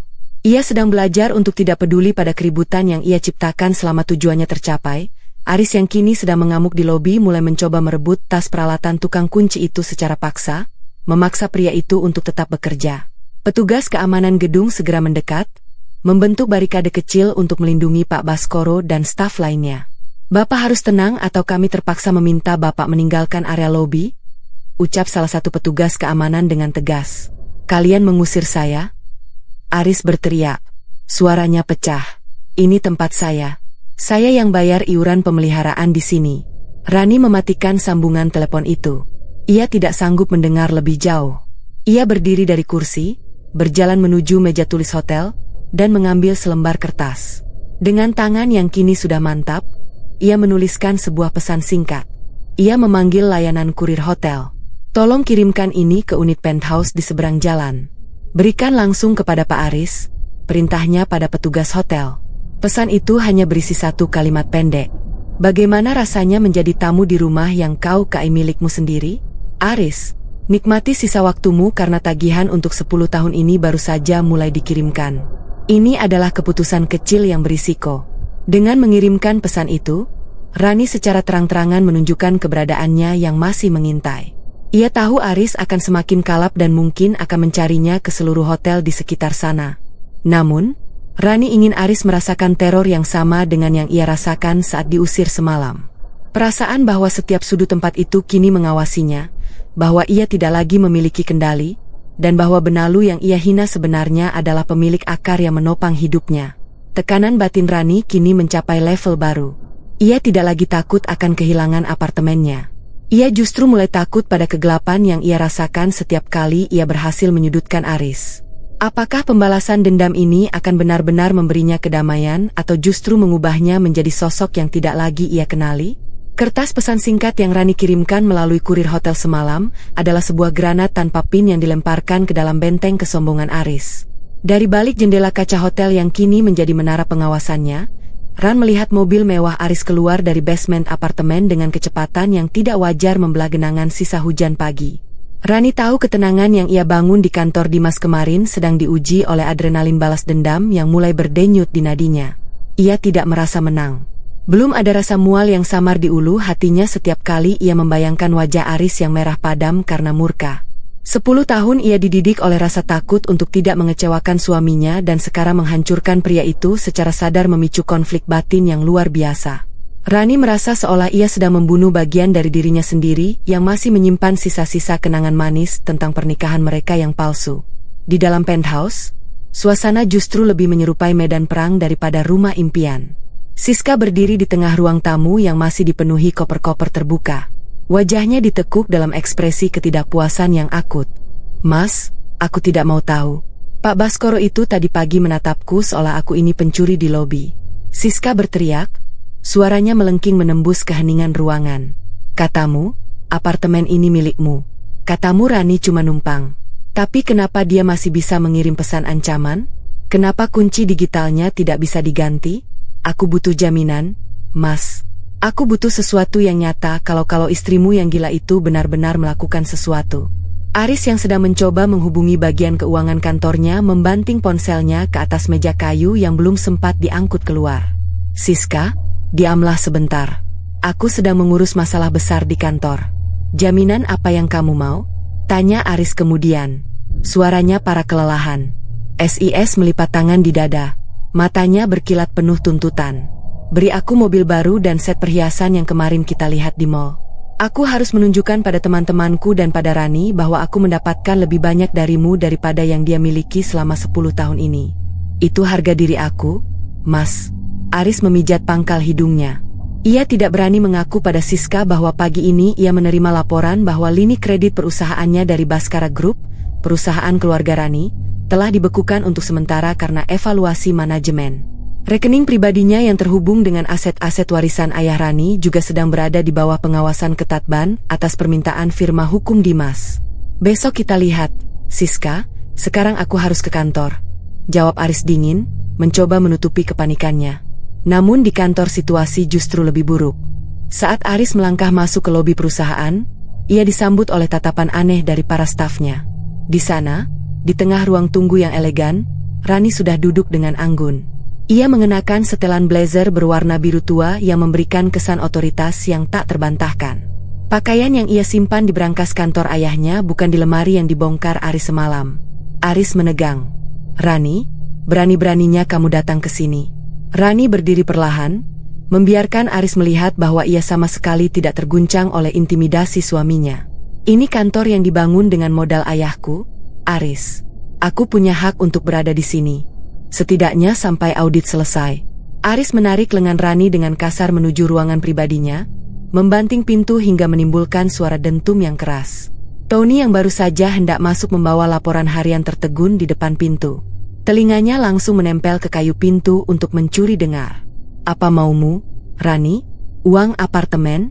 Ambil saja semuanya, tapi jangan berulah di kantor. Aris mendesis. Wajahnya hanya berjarak beberapa senti wajah Rani. Kamu tahu betapa susahnya aku membangun citra perusahaan ini? Satu rumor tentang masalah domestik bisa menghancurkan kontrak-kontrak besar kita. Rani menepis tangan Aris dengan gerakan yang tenang namun kuat. Kamu yang menghancurkannya sendiri malam itu, Aris. Kamu yang berteriak di depan ratusan tamu, mempermalukan istrimu dan secara tidak langsung mempermalukan nama Baskara yang menjadi jaminan kreditmu di bank. Jangan salahkan aku jika investor sekarang mulai mempertanyakan stabilitas mental direkturnya. Kamu sengaja melakukannya? Aris kehilangan kesabaran. Ia memukul meja kerjanya. Kamu ingin aku merangkak kembali padamu? Begitu. Rani menatap Aris dengan tatapan yang sangat asing bagi pria itu. Tidak ada cinta, tidak ada kemarahan yang meluap-luap, hanya ada kekosongan yang dingin. Aku ingin kamu merasakan apa itu kehilangan Aris. Kehilangan yang sebenarnya bukan hanya kehilangan istri yang kamu anggap benalu, tapi kehilangan panggung yang kamu klaim sebagai milikmu sendiri. Tekanan emosional di ruangan itu begitu pekat. Rani merasa jantungnya berdegup kencang. Takut jika Aris benar-benar melakukan tindakan fisik. Namun, ia menyadari satu hal. Aris adalah pengecut yang bersembunyi di balik ego. Aris tidak akan berani memukulnya di kantor di mana semua orang sedang mengawasi. Siska menuntut mobil baru, kan? Tanya Rani tiba-tiba membuat Aris tersentak. Aku tahu karena Pak Baskoro mendengar pertengkaran kalian tadi pagi. Lucu sekali, Aris. Kamu sedang berusaha memuaskan selingkuhanmu dengan uang yang sebenarnya sudah tidak ada lagi di dompetmu. Rani melangkah menuju pintu. Nikmatilah hari ini, Aris. Karena sore ini Dewan Komisaris akan mengadakan rapat darurat untuk membahas posisi direktur utama. Dan aku akan hadir di sana sebagai pemegang hak kuasa dari almarhum ayahku. Saat Rani keluar dari ruangan itu, ia melihat Tony yang pura-pura sibuk dengan ponselnya. Rani hanya memberikan senyum tipis pada pria itu. Sebuah senyum yang membuat Tony seketika menyadari bahwa kapal yang ia tumpangi mulai bocor parah. Rani berjalan menuju lift dengan langkah yang terasa lebih ringan. Namun di dalam benaknya sebuah tekanan batin baru muncul. Keputusannya untuk hadir di rapat komisarisor nanti adalah langkah paling berisiko yang pernah ia ambil. Ia akan secara terang-terangan menantang Aris di medan perangnya sendiri. Jika ia gagal meyakinkan para komisaris, Aris akan memiliki alasan legal untuk menuntut balik Rani atas pencemaran nama baik dan gangguan operasional perusahaan. Rani menggenggam tas tangannya erat-erat saat pintu lift tertutup. Ia baru saja membakar jembatan terakhirnya dengan Aris. Tidak ada jalan kembali. Sekarang ia harus benar-benar menghancurkan pria itu atau ia yang akan hancur selamanya. Getar pintu lift yang tertutup di gedung kantor suaminya masih terasa di telapak tangan Rani, meninggalkan jejak panas yang merambat ke seluruh tubuh. Langkahnya di koridor marmer itu tidak lagi seringan biasanya. Ada beban baru yang menghimpit dadanya. Sebuah beban yang muncul bukan karena rasa takut akan kemarahan Aris, melainkan karena rasa mual yang mendalam setelah melihat betapa mudahnya Aris menghapus 10 tahun sejarah mereka demi sebuah ego yang kosong. Rani masuk ke dalam mobil Maya yang sudah menunggu di lobi kantor. Wajahnya kaku seperti porselen. "Bagaimana?" tanya Maya pelan. Matanya menatap Rani dengan kecemasan yang tertahan. Dia masih merasa menjadi raja di sana. "Maya," jawab Rani. Suaranya terdengar seperti gesekan kertas kering. "Dia pikir dia bisa mengusirku dari apartemen, merendahkanku di depan stafnya, dan tetap menggunakan uang ayahku untuk membelikan mobil baru bagi selingkuhannya. Dia benar-benar lupa pada siapa dia berhutang nyawa." Maya menghela napas, tangannya menggenggam kemudi dengan erat. Dimas sudah mengirimkan surat teguran resmi ke apartemen. Pak Baskoro sudah mengonfirmasi bahwa kurir baru saja sampai di atas. Kita lihat apakah Aris masih bisa sombong setelah membaca konsekuensi hukum jika dia tetap bertahan di sana. Di atas sana, di dalam kemewahan penthouse yang kini terasa sesak oleh aura ketegangan, seorang kurir berdiri dengan kaku di ambang pintu. Aris menerima amplop coklat dengan logo firma hukum Dimas dengan tatapan tajam. Siska yang berdiri di belakangnya sambil menyesap jus jeruk memperhatikan dengan dahi berkerut. Aris merobek amplop itu dengan kasar. Matanya menyisir barisan kalimat yang menuntutnya untuk segera mengosongkan unit tersebut dalam waktu 3 kali 24 jam. Atau menghadapi tindakan pengosongan paksa. Surat itu juga mencantumkan bahwa segala bentuk perusakan atau penghilangan aset di dalam unit tersebut akan diproses sebagai tindak pidana pencurian dan perusakan barang milik orang lain. "Kurang ajar!" Aris berteriak. Suaranya menggelegar hingga vas bunga di atas meja bergetar. Dengan satu gerakan penuh amarah, ia merobek surat itu menjadi kepingan-kepingan kecil di depan mata Siska yang terbelalak. Rani pikir dia siapa, mengirimkan sampah ini ke rumahku sendiri. Dia pikir pengacara tua itu bisa menakutiku. Siska melangkah maju. Wajahnya tidak lagi menunjukkan kemanjaan, melainkan kecurigaan yang mulai tumbuh. "Mas, itu surat resmi dari pengacara.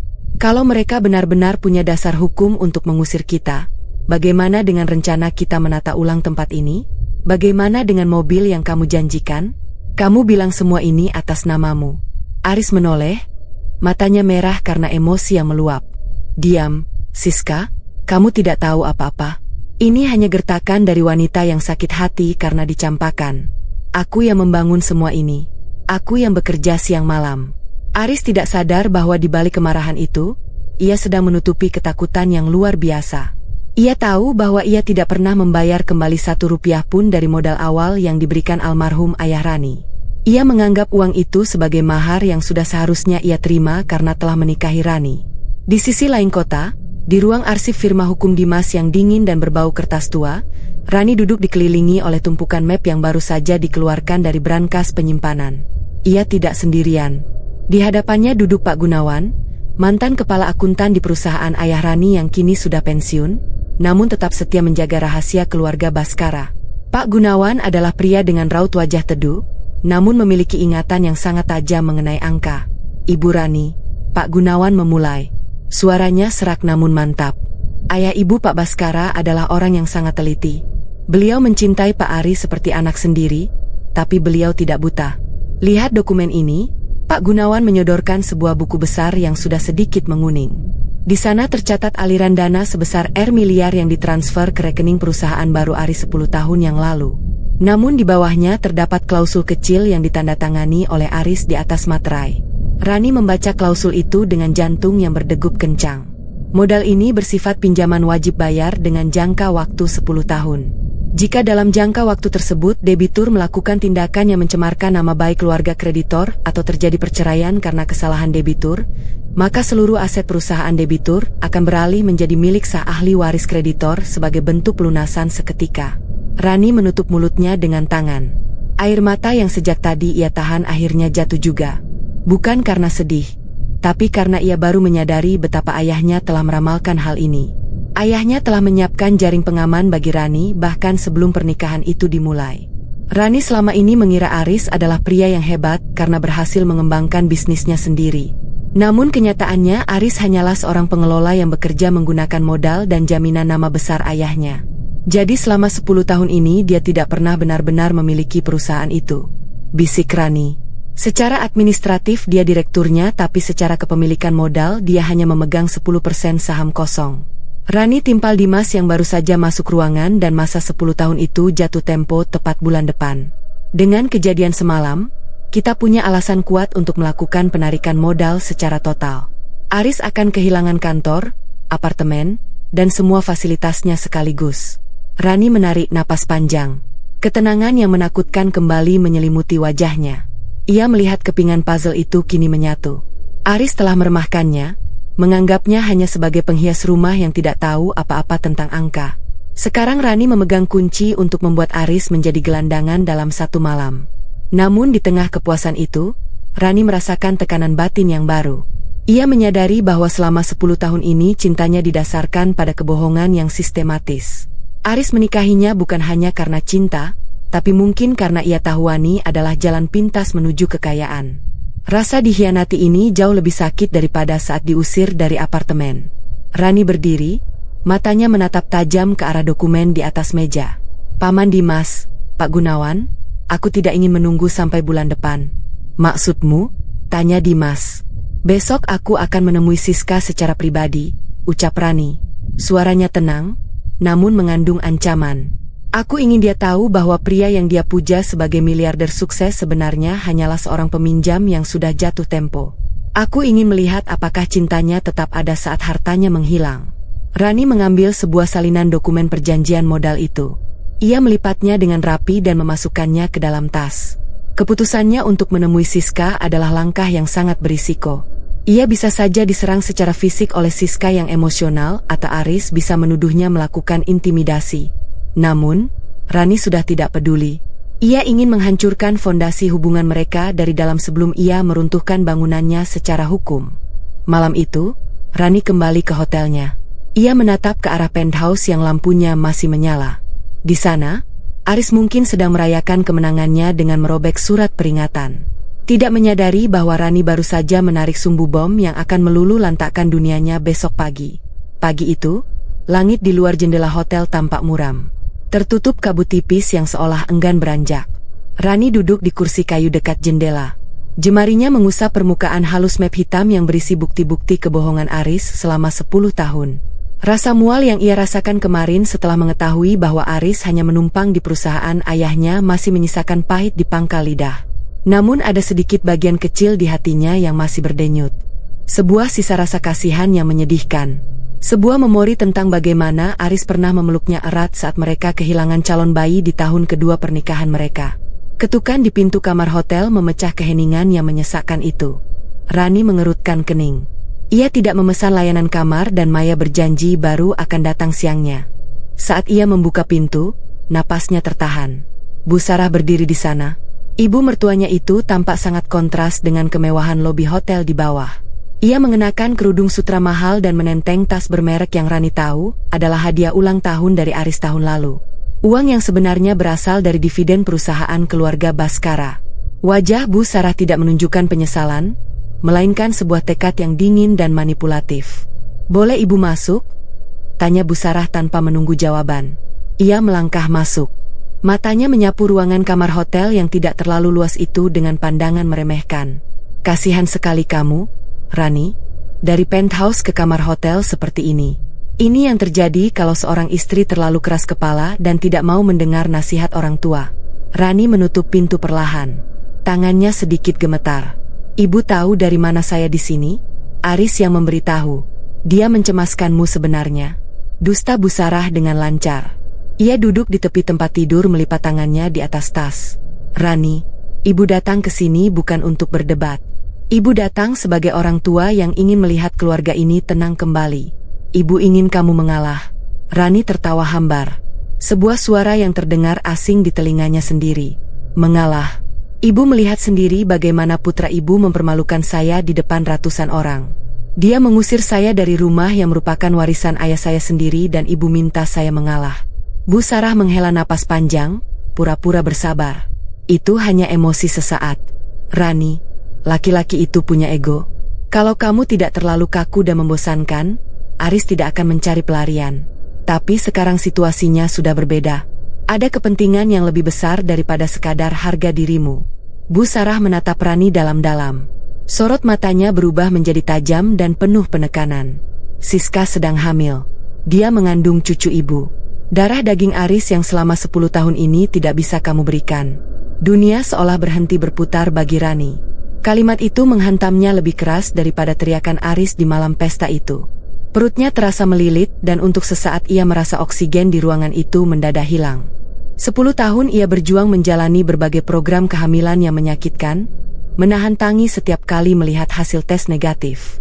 Sementara Aris selalu menghiburnya atau setidaknya itulah yang Rani percaya dulu. Kini fakta bahwa Siska hamil dalam waktu sesingkat itu adalah penghinaan tertinggi bagi eksistensi Rani sebagai seorang wanita.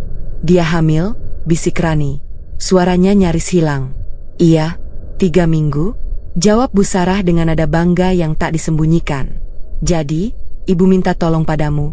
Berhentilah mengganggu Aris dengan urusan hukum atau apartemen itu.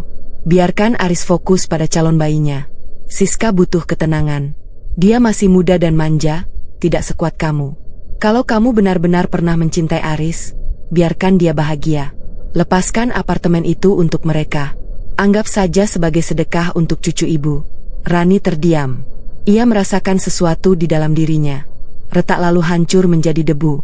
Sisa-sisa rasa kasihannya, kenangan pelukan Aris saat mereka kehilangan bayi dulu, dan harapan-harapan kecil tentang rekonsiliasi seketika menguap. Yang tersisa hanyalah kekosongan yang membeku. Ia melihat Bu Sarah bukan lagi sebagai ibu mertua, melainkan sebagai sosok yang ikut andil dalam menginjak-injak martabatnya. Mereka tidak hanya menginginkan suaminya, mereka menginginkan seluruh hidupnya, hartanya, dan bahkan mengharapkan ia tersenyum saat mereka merampas semuanya. Rani berdiri tegak, punggungnya lurus seolah baru saja dipasangi besi penyangga. Matanya yang semula berkaca-kaca kini berubah menjadi sangat jernih dan dingin. Terima kasih atas informasinya, Bu, ucap Rani. Suaranya kini stabil tanpa getaran sedikit pun. Informasi ini sangat membantu saya untuk mengambil keputusan akhir.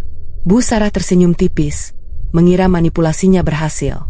Bagus, jadi kamu akan mencabut laporan hukummu melalui Dimas. Tidak, sahut Tani pendek. Ia berjalan menuju pintu dan membukanya lebar-lebar. Justru sebaliknya, karena Siska sedang hamil, dia pasti butuh biaya besar untuk persalinan dan masa depan bayinya. Bukan? Maka dari itu, saya harus segera mengambil kembali perusahaan dan apartemen saya agar Aris bisa belajar bagaimana rasanya berjuang dari nol demi anak dan wanita yang dia pilih. Wajah Bu Sarah berubah pucat. Rani, kamu kejam sekali. Ada nyawa yang tidak berdosa di sini. Yang kejam adalah orang yang membangun kebahagiaan di atas kehancuran orang lain. Bu, jawab Rani dengan nada datar yang mengerikan. Silakan keluar. Sampaikan pada Aris. Jika dia ingin memberi makan calon bayinya, sebaiknya dia mulai mencari pekerjaan baru hari ini. Karena mulai besok kantor itu bukan lagi miliknya. Setelah Bu Sarah keluar dengan gerut dan cacian, Rani menutup pintu dan menguncinya. Ia menyandarkan punggungnya di pintu. Napasnya terasa berat. Tekanan batinnya mencapai titik tertinggi. Ia merasa kotor karena harus berurusan dengan orang-orang seperti mereka. Namun rasa sakit di hatinya kini telah bertransformasi sepenuhnya menjadi tekad yang bulat. Ia mengambil ponselnya dan menelepon Dimas. Paman Dimas, maaf mengganggu waktunya. Tolong hubungi seluruh dewan komisaris sekarang juga. Aku ingin rapat darurat dipercepat sore ini. Tidak perlu menunggu besok, perintah Rani. Dan satu lagi, pastikan surat pembekuan rekening pribadi Aris yang terhubung dengan aset ayahku diaktifkan detik ini juga. Aku tidak ingin dia punya speser pun untuk membeli susu untuk anak itu menggunakan uang ayahku. Rani menutup teleponnya. Ia menatap pantulan dirinya di cermin hotel. Wajahnya tampak pucat, namun matanya memancarkan keberanian yang mematikan. Keputusan kecilnya untuk mempercepat semua rencana adalah risiko besar. Ia belum sepenuhnya siap dengan bukti fisik tambahan dari Pak Gunawan. Namun, ia tidak peduli. Ia lebih memilih hancur dalam peperangan daripada mati perlahan karena rasa kasihan yang salah tempat. Ia akan menghancurkan Aris bukan hanya karena perselingkuhannya, tapi karena Aris dan ibunya telah mencoba menggunakan luka terdalam Rani. Ketidakmampuannya memberikan anak sebagai senjata untuk membuatnya berlutut. Dan itu adalah kesalahan terbesar yang pernah mereka lakukan. Gemas suara tawa Aris yang meledak di ruang tengah penthouse terasa seperti paku yang dipukulkan berkali-kali ke dinding kesabaran Rani. Berita tentang kehamilan Siska yang disampaikan Bu Sarah siang tadi telah membunuh sisa-sisa kemanusiaan di dalam diri Rani. Rasa sakit itu kini telah mengendap menjadi cairan hitam yang dingin, memenuhi setiap rongga batinnya dengan satu tujuan. Kehancuran mutlak bagi mereka yang telah menginjak-injak harga dirinya. Malam itu, Aris bertindak seolah ia baru saja memenangkan lotre dunia tanpa memedulikan Rani yang masih berada di unit itu. Karena secara teknis masa pengosongan 3 hari belum berakhir, Aris mengundang rekan-rekan bisnis terdekatnya untuk sebuah pesta kebebasan. Di sana ada Tony, pria yang selalu menjadi bayang-bayang ego Aris, serta beberapa investor yang selama ini hanya tahu bahwa Aris adalah pemilik tunggal kerajaan bisnisnya. "Minumlah, teman-teman. Malam ini adalah awal dari era baru," teriak Aris sambil mengangkat gelas kristal berisi minuman mahal. Di sampingnya, Siska tampak bergelayut manja, mengenakan gaun sutra yang begitu ketat, seolah sengaja ingin memamerkan perutnya yang menurut Bu Sarah sedang mengandung pewaris Aris. Rani berdiri di sudut bayangan koridor yang menuju ruang kerja almarhum ayahnya. Ia melihat bagaimana Siska dengan lancang memerintahkan pelayan untuk memindahkan foto pernikahan Rani dan Aris yang masih tergantung di dinding, menggantinya dengan vas bunga plastik mencolok yang tampak murahan di tengah kemegahan marmer itu. "Tony, lihat ini." Aris merangkul bahu Tony dengan kasar. Wajahnya sudah memerah karena alkohol. "Aku tidak perlu lagi berpura-pura menjadi suami setia demi modal. Sekarang aku punya wanita yang benar-benar mencintaiku dan segera seorang putra." Tony tertawa, matanya berkilat licik. "Langkah luar biasa, Riz. Pria sukses memang harus punya pendamping yang segar. Rani itu, yah, dia sudah seperti furnitur lama di sini. Berguna tapi membosankan untuk dilihat." Rani mendengar itu semua. Kalimat furnitur lama itu memicu denyut kemarahan di pelipisnya. Namun ia tidak keluar untuk berteriak. Ia justru berbalik dan melangkah masuk ke dalam ruang kerja ayahnya yang kini terkunci dari dalam. Di sana Dimas dan Pak Baskoro sudah menunggu dalam kegelapan yang hanya diterangi lampu meja kerja yang redup. "Semua sudah siap, Bu Rani?" bisik Pak Baskoro. Wajah pria tua itu tampak tegang. Namun ada tekad yang sama kuatnya dengan Rani di matanya.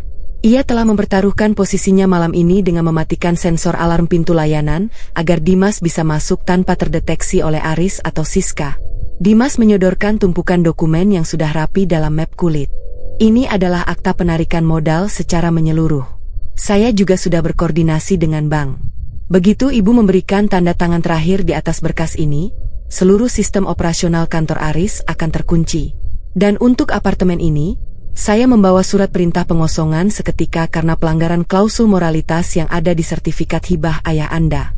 Rani menatap dokumen itu. Tangannya yang memegang pena sedikit bergetar, bukan karena ragu, melainkan karena beratnya keputusan yang ia ambil. "Jika aku menandatangani ini sekarang, Aris tidak akan punya waktu untuk memindahkan sisa aset pribadinya. Kan? 1 sen pun tidak akan tersisa, Rani," jawab Dimas tegas. Dia menggunakan aset perusahaan sebagai jaminan untuk semua gaya hidupnya. Saat modal ditarik, jaminan itu runtuh. Dia akan bangun besok pagi dengan hutang yang melampaui sisa saldo di kantongnya. Di luar suara musik jazz yang keras berdentum diselingi tawa Siska yang melengking. Rani bisa membayangkan Siska sedang mengelus perutnya, membayangkan masa depan mewah yang sebenarnya dibangun di atas pasir hisap. Kepedihan tentang kehamilan itu kembali menyengat batin Rani. Ia teringat bagaimana ia dulu menangis di meja kerja ini saat dokter mengatakan peluangnya untuk hamil sangat kecil. Dan bagaimana Aris saat itu berkata bahwa Rani adalah segalanya baginya dengan atau tanpa anak. "Pembohong," batin Rani. "Semua itu hanya kata-kata agar aku tetap memberikan akses ke rekening ayahku. Paman Dimas, Pak Baskoro." Rani menarik napas panjang, menelan semua duk dan menggantinya dengan keberanian yang dingin. "Pesta ini harus diakhiri dengan cara yang tidak akan pernah mereka lupakan. Saya ingin kejutan ini terjadi tepat saat Aris merasa sedang berada di puncak kejayaannya malam ini. Risikonya besar, Bu Rani." Pak Baskoro mengingatkan, "Pak Aris sedang mabuk. Dia bisa bertindak kasar secara fisik jika kita melakukan konfrontasi di depan tamu-tamunya. Biarkan dia kasar," sahut Tani pelan, matanya berkilat menakutkan. "Semakin kasar dia bertindak di depan rekan bisnisnya, semakin mudah bagi kita untuk menghancurkan sisa reputasinya. Pak Baskoro, tolong pastikan kamera CCTV di ruang tengah merekam semuanya dengan suara yang jernih. Saya ingin setiap makiannya tersimpan sebagai bukti di pengadilan nanti." Rani membubuhkan tanda tangannya di atas dokumen tersebut. Sebuah keputusan kecil namun mematikan telah diambil. Ia telah menyulut api terakhir. Ia merapikan rambutnya di depan cermin kecil di ruang kerja. Ia menghapus sisa kesedihan di wajahnya dengan bedak tipis, memastikan ia tampak tenang dan berwibawa. Ia tidak akan muncul sebagai istri yang teraniaya, melainkan sebagai pemilik sah yang sedang mengusir penyewa yang tidak tahu diri. Saat Rani meletakkan tangannya di gagang pintu untuk keluar dan menghadapi badai, ia merasakan tekanan batin yang luar biasa. Ia tahu bahwa setelah malam ini, ia tidak akan pernah bisa kembali menjadi Rani yang dulu. Ia sedang menghancurkan seorang pria yang pernah ia puja dan ia juga sedang menghancurkan kenangan 10 tahun hidupnya. Namun, ia memilih untuk berdiri tegak. Rani membuka pintu. Suara musik dan bau alkohol langsung menyergap indranya. Ia berjalan perlahan menuju tengah ruangan di mana Aris sedang tertawa bersama Tony dan Siska. Langkahnya mantap. Setiap detak jantungnya seirama dengan kehancuran yang sebentar lagi akan tumpah. Aris menoleh melihat Rani muncul dari kegelapan koridor. Ia menyeringai merasa berada di atas angin. Oh, lihat sang ratu bosan akhirnya keluar dari lubangnya. Mau bergabung untuk bersulang atas kehamilan Siska. Rani berhenti tepat di depan Aris. Hanya dipisahkan oleh meja kaca yang penuh dengan botol minuman. Tidak membalas hinaan itu. Ia hanya menatap Aris dengan tatapan yang membuat tawa pria itu perlahan memudar karena rasa tidak nyaman yang tiba-tiba muncul. Pesta yang bagus, Aris, ucap Rani. Suaranya jernih membelah kebisingan. Tapi kau lupa satu hal. Seorang tamu tidak seharusnya merayakan sesuatu di rumah orang lain tanpa izin pemiliknya. Tony mendengus. Masih saja sombong, Rani.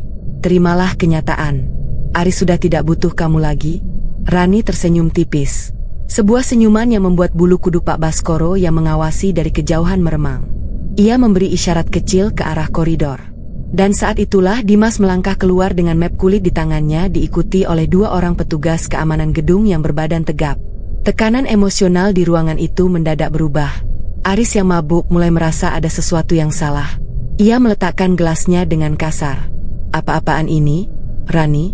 Siapa yang memberi mereka izin masuk ke propertiku? Propertimu? Rani bertanya balik. Suaranya naik 1 oktav, tajam dan dingin. Mari kita perjelas satu hal malam ini, Aris. Di depan teman-temanmu, di depan Siska, dan di depan hukum. Rani mengambil dokumen dari tangan Dimas dan melemparkannya ke atas meja, tepat di depan wajah Aris yang mulai memucat. Ia baru saja melakukan langkah paling berisiko, menantang Aris di depan para investornya. Sebuah langkah yang bisa berujung pada kekerasan fisik jika Aris benar-benar kehilangan kendali. Udara di ruang tengah penthouse itu mendadak menjadi pekat. Seolah oksigen dihisap keluar oleh ketegangan yang dibawa Rani. Aroma alkohol yang kuat dan sisa-sisa parfum mahal dari para tamu kini terasa memuakan. Rani berdiri di depan meja kaca, menatap Aris yang masih memegang gelas kristalnya dengan tangan yang mulai sedikit gemetar. Di samping Aris, Siska tampak gelisah. Matanya melirik arah pintu keluar di mana 2 petugas keamanan berseragam gelap berdiri tegak di bawah komando Pak Baskoro. Rani merasakan jemarinya dingin, namun hatinya terasa panas membara. Setiap tawa yang ia dengar dari Aris sejak awal pesta tadi adalah 1 langkah lebih dekat menuju jurang bagi suaminya itu. Ia teringat kembali pada ucapan Bu Saras yang tadi tentang kehamilan Siska, tentang cucu yang diagungkan, dan tentang permintaan agar Rani mengalah. Rasa sakit itu telah bermutasi menjadi kekuatan yang dingin dan presisi. Aris, suara Rani membelah keheningan yang canggung. Kau bilang 10 tahun bersamaku adalah pengorbanan yang sia-sia. Kau bilang aku hanya benalu di rumahmu sendiri. Aris meletakkan gelasnya dengan bantingan keras hingga airnya muncrat ke atas meja. Jangan merusak suasana, Rani. Kamu sudah setuju untuk pergi besok. Sekarang kembalilah ke lubangmu dan biarkan aku merayakan hidupku bersama orang-orang yang benar-benar menghargaiku. Tony tertawa mengejek di barisan tamu. Sudahlah, Rani, kamu sudah kalah. Harga dirimu tidak akan kembali hanya dengan mengganggu pesta ini. Rani tidak membalas ucapan Tony. Ia justru berjalan menuju konsol sistem suara dan visual yang terintegrasi di dinding ruang tengah. Dengan gerakan yang sangat tenang, ia mengambil mikrofonir kabel yang tadinya digunakan Aris untuk bersulang. Ia memberikan isyarat kecil pada Pak Baskoro. Tiba-tiba lampu utama ruangan meredup. Layar televisi raksasa sebesar 85 inci yang tertempel di dinding. Layar yang biasanya memutar video promosi proyek Aris kini menyala terang. Namun yang muncul bukanlah grafik bisnis. 10 tahun cukup. Aku memilih dia yang lebih manja. Kamu keluar dari apartemen ini besok. Suara Aris yang menggelegar serah karena emosi dan kesombongan dari rekaman malam perayaan pernikahan mereka memenuhi setiap sudut ruangan melalui speaker surun. Rekaman itu terus berlanjut ke bagian di mana Aris menghina Rani sebagai benalu yang tidak berkontribusi apapun. Wajah Aris seketika berubah dari merah mabuk menjadi pucat pasi. Gelas di tangannya hampir terlepas. Siska menutup mulutnya dengan tangan. Matanya membelalak menatap layar. Para tamu bisnis yang tadinya tertawa kini mulai saling berbisik dengan wajah tidak nyaman. Mereka melihat sisi brutal dan tidak tahu diri dari pria yang selama ini mereka anggap sebagai mitra terhormat. Suara yang bagus bukan? Rani bertanya melalui mikrofon. Suaranya tenang namun mengandung otoritas yang mematikan. Itu adalah suara seorang pria yang merasa memiliki dunia karena ia lupa pada tanah tempatnya berpijak. Rani menekan sebuah tombol di panel kontrol. Layar televisi itu berganti gambar. Kali ini muncul pindaian dokumen legal yang sangat jelas. Sertifikat hak milik satuan rumah susun. Di kolom nama pemilik tertulis dengan huruf kapital yang tegas, Rani Baskara. Tanggal kepemilikannya tertera jelas. 2 tahun sebelum pernikahan mereka dimulai. Lihatlah baik-baik, Aris.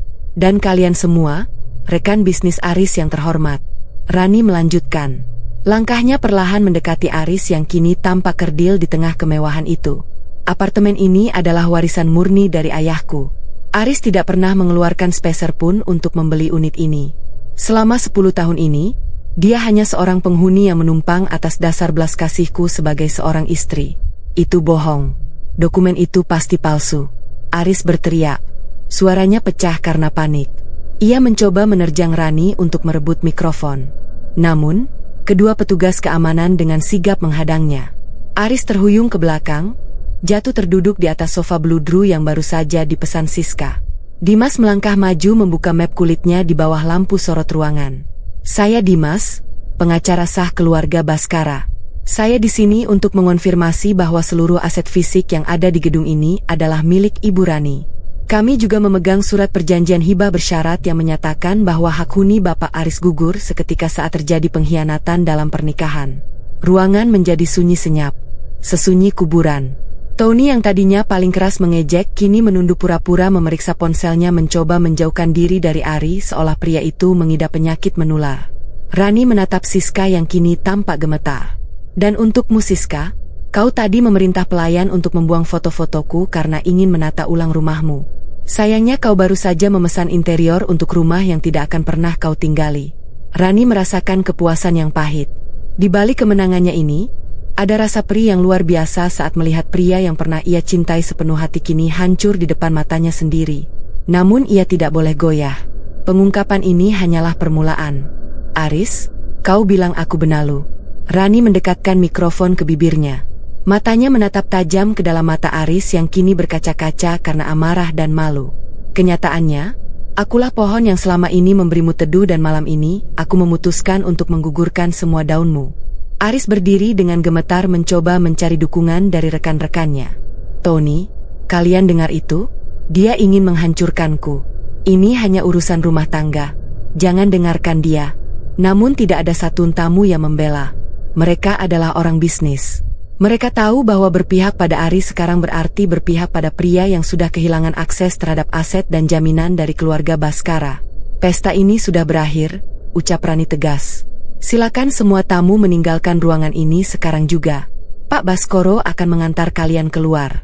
Dan Aris, kau punya waktu 30 menit untuk mengemasi barang-barang pribadimu sebelum seluruh akses digital pintu ini diblokir secara permanen. Para tamu mulai berbondong-bondong keluar dengan tergesa-gesa, meninggalkan suasana canggung yang menyesakkan. Aris menatap Siska, namun wanita muda itu justru mundur 1 langkah. Tampak ngeri melihat kehancuran finansial yang mendadak nyata di depan matanya. Tekanan batin Rani mencapai puncaknya saat ia melihat Siska memegangi perutnya. Rani teringat ancaman Bu Sarah tentang kehamilan itu. Sebuah pikiran jahat sekaligus menyakitkan melintas di benaknya. Apakah aku harus benar-benar membuat calon anak itu tidak punya tempat berteduh? Rani mengepalkan tangannya. Ia harus tetap dingin. Ia mengambil sebuah keputusan kecil yang sangat berisiko. Ia memutuskan untuk tidak mengusir Aris malam ini ke jalanan, melainkan membiarkannya tinggal di kamar pembantu di lantai bawah untuk 1 malam saja. Hanya agar Aris bisa merasakan perbedaan kasta yang nyata di rumah yang dulunya ia KAI miliknya. Rani ingin Aris merasakan kehinaan yang lebih dalam daripada sekadar terusir. Ia ingin Aris merasakan menjadi pelayan di rumah mantan istrinya sendiri. Paman Dimas, biarkan dia membawa Siska ke kamar staf di lantai bawah malam ini, bisik Rani pada Dimas. Aku ingin dia melihat penthouse ini dari sudut yang paling rendah sebelum dia benar-benar menghilang besok pagi. Dimas menatap Rani dengan penuh arti, menyadari bahwa keponakannya ini telah berubah menjadi sosok yang jauh lebih keras dari yang pernah ia bayangkan. Rani berbalik, meninggalkan Aris yang mulai meraung frustrasi dan berjalan menuju balkon untuk menghirup udara malam yang akhirnya terasa bersih. Keheningan yang menyusul setelah kepergian para tamu di penthouse itu terasa lebih memekahkan telinga daripada musik jazz yang tadi berdentum. Rani masih berdiri di tempat yang sama. Jemarinya yang dingin mencengkeram pinggiran meja kaca yang kini dipenuhi noda sidik jari dan sisa minuman. Di hadapannya, puing-puing kejayaan Aris berserakan dalam bentuk lembaran dokumen legal yang membuktikan bahwa pria itu tidak memiliki apa-apa. Rani merasa seolah-olah seluruh energinya telah habis terserap oleh konfrontasi tadi, meninggalkan lubang hampa di dadanya yang kini mulai terisi oleh rasa lelah yang amat sangat. Namun drama ini belum benar-benar berakhir. Suara langkah kaki yang berat dan teratur memecah kesunyian. Pak Baskoro masuk kembali ke dalam ruangan. Kali ini tidak sendirian. Di belakangnya, 4 orang petugas keamanan berseragam gelap berdiri dengan sikap sigap. Wajah mereka datar tanpa ekspresi, seolah-olah mereka adalah mesin eksekusi bagi perintah Rani. Pak Baskoro mendekat, menundukkan kepalanya sedikit sebagai tanda hormat yang tulus kepada Rani sebelum beralih menatap Aris dengan pandangan yang kini penuh dengan ketegasan profesional. Pak Aris, suara Pak Baskoro menggema, tenang, namun tak terbantah. Waktu 30 menit yang diberikan Ibu Rani sudah hampir habis. Saya dan tim keamanan di sini untuk memastikan bahwa Bapak, Ibu Siska, dan Ibu Sarah meninggalkan area gedung ini sekarang juga. Sesuai prosedur, kami hanya mengizinkan Bapak membawa barang-barang pribadi yang berada di dalam koper yang sudah disiapkan. Aris yang masih terduduk lemas di sofa bludru mendongak. Matanya merah bukan hanya karena alkohol, tapi karena kehinaan yang baru saja ia telan bulat-bulat. Baskoro, kamu sudah bekerja untuk keluarga ini selama bertahun-tahun. Kamu tahu aku yang mengelola semuanya? Suaranya serak, mencoba mencari sisa-sisa otoritas yang telah lenyap. Saya bekerja untuk keluarga Baskara, Pak, bukan untuk Bapak, jawab Pak Baskoro tanpa kedipan mata. Di sudut lain, Bu Sarah tampak gemetar. Kesombongan yang tadi ia tunjukkan saat menghina Rani kini luruh total. Ia mendekati Rani dengan langkah gontai, mencoba meraih tangan menantunya itu. Namun, Rani segera menarik tangannya menjauh. Rani, tolonglah. Ibu minta maaf kalau ucapan ibu tadi keterlaluan. Isak Bu Sarah. Air mata mulai merusak riasan tebal di wajahnya. Ingat cucu ibu, Rani. Siska sedang hamil. Bagaimana mungkin kamu tega mengusir wanita hamil ke jalanan di tengah malam begini? Di mana hati nuranimu? Rani menatap ibu mertuanya itu. Ia melihat ketakutan yang murni. Namun ia juga melihat sisa-sisa manipulasi yang masih mencoba menjeratnya. Hati nurani saya sudah mati sejak ibu meminta saya mengalah demi wanita yang menghancurkan pernikahan saya. Bu, jika ibu begitu peduli pada calon cucu ibu, carikanlah tempat tinggal yang layak untuk mereka dengan uang hasil tabungan Aris selama ini. Jika memang masih ada yang tersisa. Tepat saat itu, Siska yang sejak tadi diam di pojok ruangan sambil terus memeriksa ponselnya tiba-tiba berdiri. Ia tidak mendekati Aris. Ia justru berjalan menuju kamarnya. Kamar yang ia klaim sebagai miliknya dan keluar membawa tas desainer mahal yang ia sampirkan di bahu. Wajahnya tidak lagi menunjukkan kemanjaan. Matanya tampak dingin, kalkulatif, dan penuh amarah yang diarahkan kepada Aris. Mas, aku pergi, ucap Siska pendek. Aris tersentak. Ia berdiri dan mencoba menahan lengan Siska. Siska, kamu mau kemana? Kita harus bicarakan ini. Kita akan cari pengacara lain. Aku punya relasi. Siska menepis tangan Aris dengan gerakan kasar. Seolah-olah tangan Aris adalah najis. Relasi apa, Mas? Aku tadi dengar sendiri penjelasan pengacara itu. Kamu tidak punya saham, kamu tidak punya apartemen, bahkan rekeningmu dibekukan. Aku tidak mau hidup luntang-lantung hanya karena kamu terlalu bodoh untuk tidak mengamankan asetmu sendiri. Tapi anak kita, Siska, kamu sedang hamil. Aris berteriak, suaranya pecah oleh keputusasaan. Siska berhenti sejenak di depan pintu, menoleh dengan senyum miring yang sangat kejam. Hamil, Mas. Itu cuma taktik Ibu Sarah supaya Rani mau mengalah. Aku baru telah 1 minggu dan sejujurnya setelah melihatmu hancur begini, aku ragu apakah aku benar-benar ingin mempertahankan apapun yang berhubungan denganmu. Selamat tinggal, Aris. Jangan pernah hubungi aku lagi. Siska melangkah pergi tanpa menoleh lagi. Melewati petugas keamanan dan Pak Baskoro dengan kepala tegak meninggalkan Aris yang terpaku seperti patung garam. Pengkhianatan yang dilakukan Siska adalah pukulan terakhir yang meruntuhkan sisa-sisa pertahanan mental Aris. Melihat wanita yang ia agung-agungkan meninggalkannya begitu saja saat ia jatuh, Aris akhirnya kehilangan seluruh harga dirinya. Ia jatuh berlutut di atas lantai marmer, tepat di depan kaki Rani. Suara lututnya yang menghantam lantai menimbulkan bunyi gedebuk yang menyakitkan. "Rani, maafkan aku." Aris meratap. Tangannya mencoba menggapai ujung gaun Rani. "Aku hilaf. Aku dibutakan oleh ego. Tolong jangan lakukan ini. Berikan aku 1 kesempatan lagi. Aku tidak punya apa-apa lagi di luar sana. Semua hartaku adalah perusahaan itu dan sekarang kamu mengambilnya. Aku akan menjadi gelandangan, Rani." Rani menunduk, menatap pria yang selama 10 tahun ini ia puji sebagai pahlawan dalam hidupnya. Melihat Aris berlutut dan memohon seperti itu, tidak memberinya kepuasan yang ia bayangkan. Sebaliknya, ia merasa jijik. Ia merasa jijik karena pernah mencintai pria yang begitu lemah saat topeng kekuasaannya dicopot. Konflik batin Rani bergejolak hebat.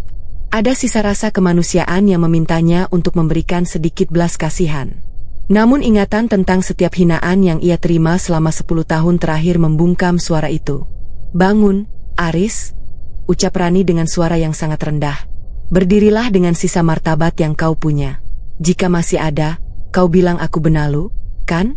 Sekarang tunjukkan pada dunia bagaimana pohon besar sepertimu bisa bertahan hidup tanpa akar." Rani memberi isyarat kepada Pak Baskoro. 2 petugas keamanan segera memegang lengan Aris, memaksanya berdiri meski kakinya masih lemas. Bu Sarah meratap histeris, mencoba memegang perabotan agar tidak diseret keluar. Namun, mereka semua digiring menuju pintu keluar dengan penuh ketegasan. Saat Aris diseret melewati pintu penthouse, ia menoleh untuk terakhir kalinya, menatap Rani dengan tatapan yang bercampur antara benci dan permohonan yang sia-sia. Pintu besar itu akhirnya tertutup. Dikunci secara digital oleh Pak Baskoro, meninggalkan Rani sendirian di dalam rumahnya yang kini terasa asing. Rani berjalan perlahan menuju meja kerja ayahnya. Ia duduk di sana, menyentuh permukaan kayu ek yang tua itu. Ia telah menang. Ia telah mengambil kembali haknya. Namun, tekanan batin baru muncul menghimpitnya. Ia menyadari bahwa kemenangan ini menuntut harga yang mahal. Ia kini benar-benar sendirian dikelilingi oleh dinding-dinding mewah yang menjadi saksi bisu kehancuran rumah tangganya. Tiba-tiba ponsel Rani bergetar. Sebuah pesan masuk dari Dimas. "Rani, ada satu hal yang belum sempat aku sampaikan. Aris sempat menandatangani dokumen pinjaman pribadi atas nama perusahaan sebulan lalu dengan jaminan aset yang sebenarnya milik ayahmu.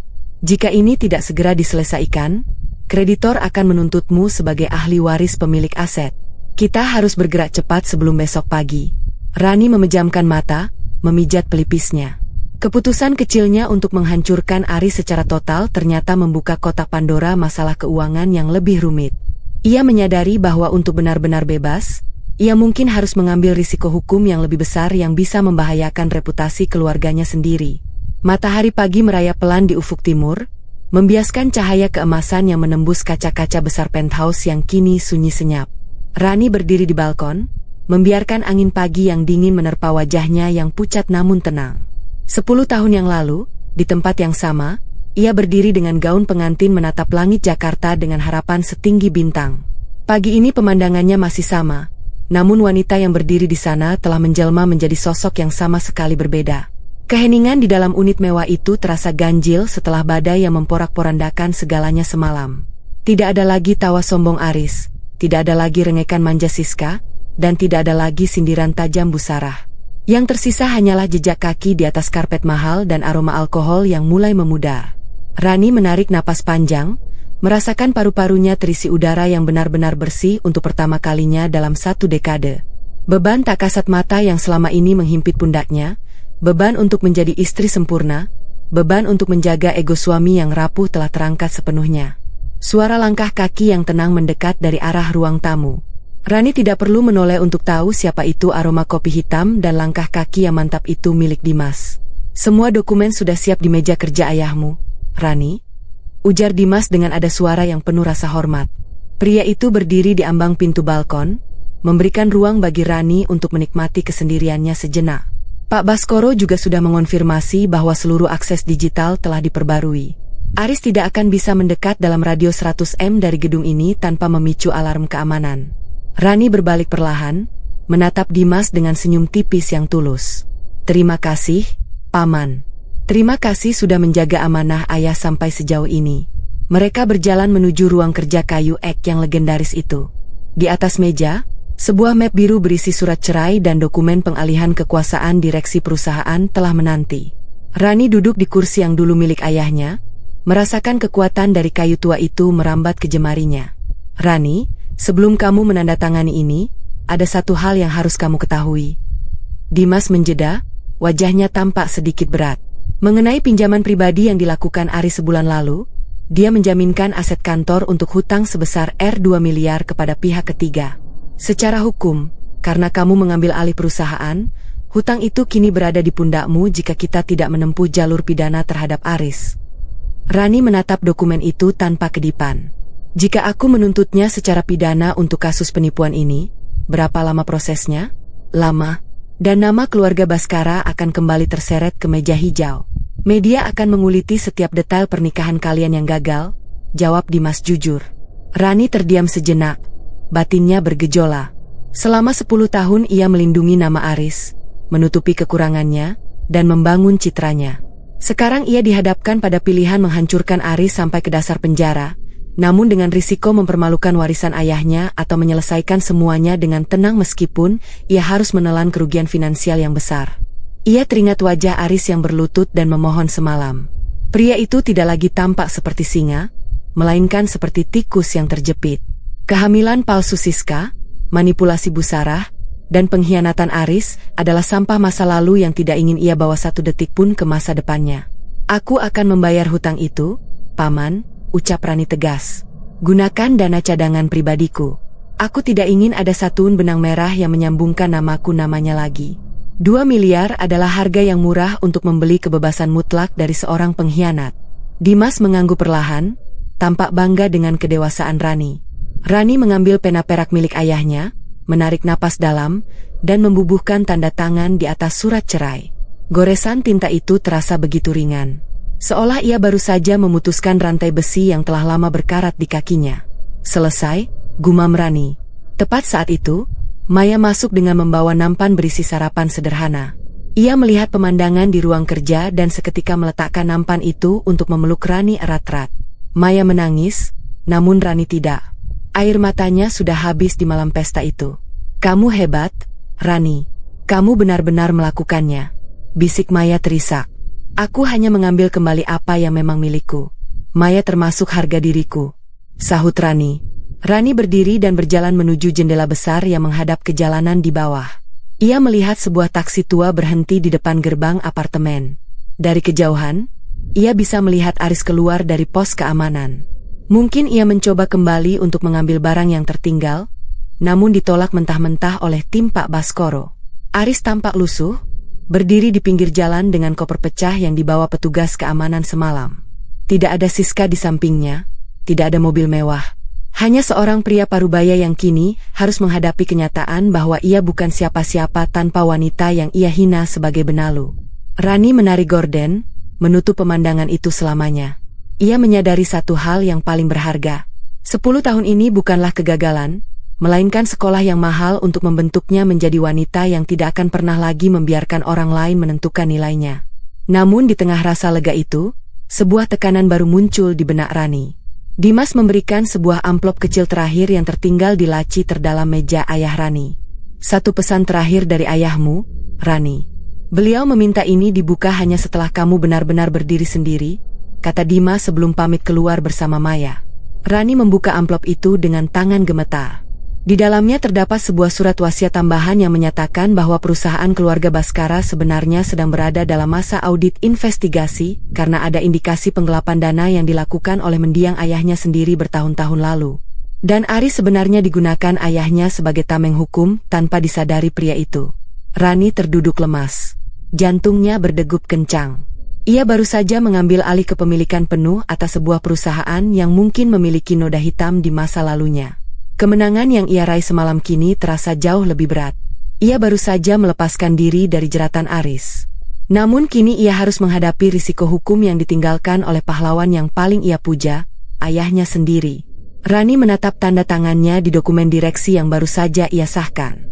Keputusan kecilnya untuk mengambil alih segalanya kini membawanya pada persimpangan hidup yang jauh lebih berbahaya. Ia harus memilih membersihkan nama ayahnya dengan risiko ia sendiri yang masuk penjara, atau melepaskan seluruh harta warisan ini dan benar-benar memulai dari nol tanpa bayang-bayang nama besar Baskara. Ia berdiri kembali menatap bayangannya di cermin. Bibirnya menyunggingkan senyum tipis yang penuh tekad. Perang dengan Aris telah usai, namun perjuangan untuk integritas pribadinya baru saja dimulai. Ia tidak akan lari. Ia akan menghadapi badai baru ini dengan kepala tegak. Karena kini ia tahu ia adalah nahoda bagi hidupnya sendiri. Jangan pernah menjadi figuran di hidup sendiri. Rani sempat membiarkan dirinya hanya menjadi pelengkap bagi kesuksesan Aris. Ingatlah, kamu adalah pemilik seatas narasi hidupmu. Jangan biarkan orang lain menuliskan dialog atau menentukan kapan kamu harus keluar dari panggung. Kemandirian adalah perisai terkuat. Cinta memang indah, tetapi kemandirian baik secara finansial maupun emosional adalah map hitam yang akan melindungimu saat badai datang. Seperti pesan ayah Rani, jangan meletakkan seluruh kunci hidupmu di tangan orang lain. Harga diri tidak bisa ditawar. Kesabaran adalah kebajikan, tetapi kesabaran tanpa batas terhadap penghinaan adalah bentuk pengkhianatan terhadap diri sendiri. Mengetahui kapan harus berhenti mengalah adalah tanda kekuatan, bukan kekalahan. Dokumen dan logika adalah senjata nyata. Dalam dunia yang penuh drama, pastikan kakimu berpijak pada fakta dan hukum. Rani menang bukan hanya karena ia marah, tetapi karena ia memiliki bukti, data, dan strategi yang matang. Balas dendam terbaik adalah menjadi utuh. Kehancuran Aris hanyalah efek samping. Kemenangan sesungguhnya adalah saat Rani bisa berdiri di balkon, menatap masa depan, dan merasa damai dengan dirinya sendiri tanpa bayang-bayang orang lain. Terima kasih telah setia mengikuti setiap babak emosional ini. Menulis kisah Rani adalah sebuah pengingat bagi saya dan mungkin bagi kita semua bahwa akhir dari sebuah hubungan yang beracun bukanlah akhir dari segalanya, melainkan prolog bagi kisah yang jauh lebih hebat. Tetaplah menjadi sosok yang berwibawa, berani, dan jangan lupa untuk selalu menyimpan map hitam versi dirimu sendiri di tempat yang aman.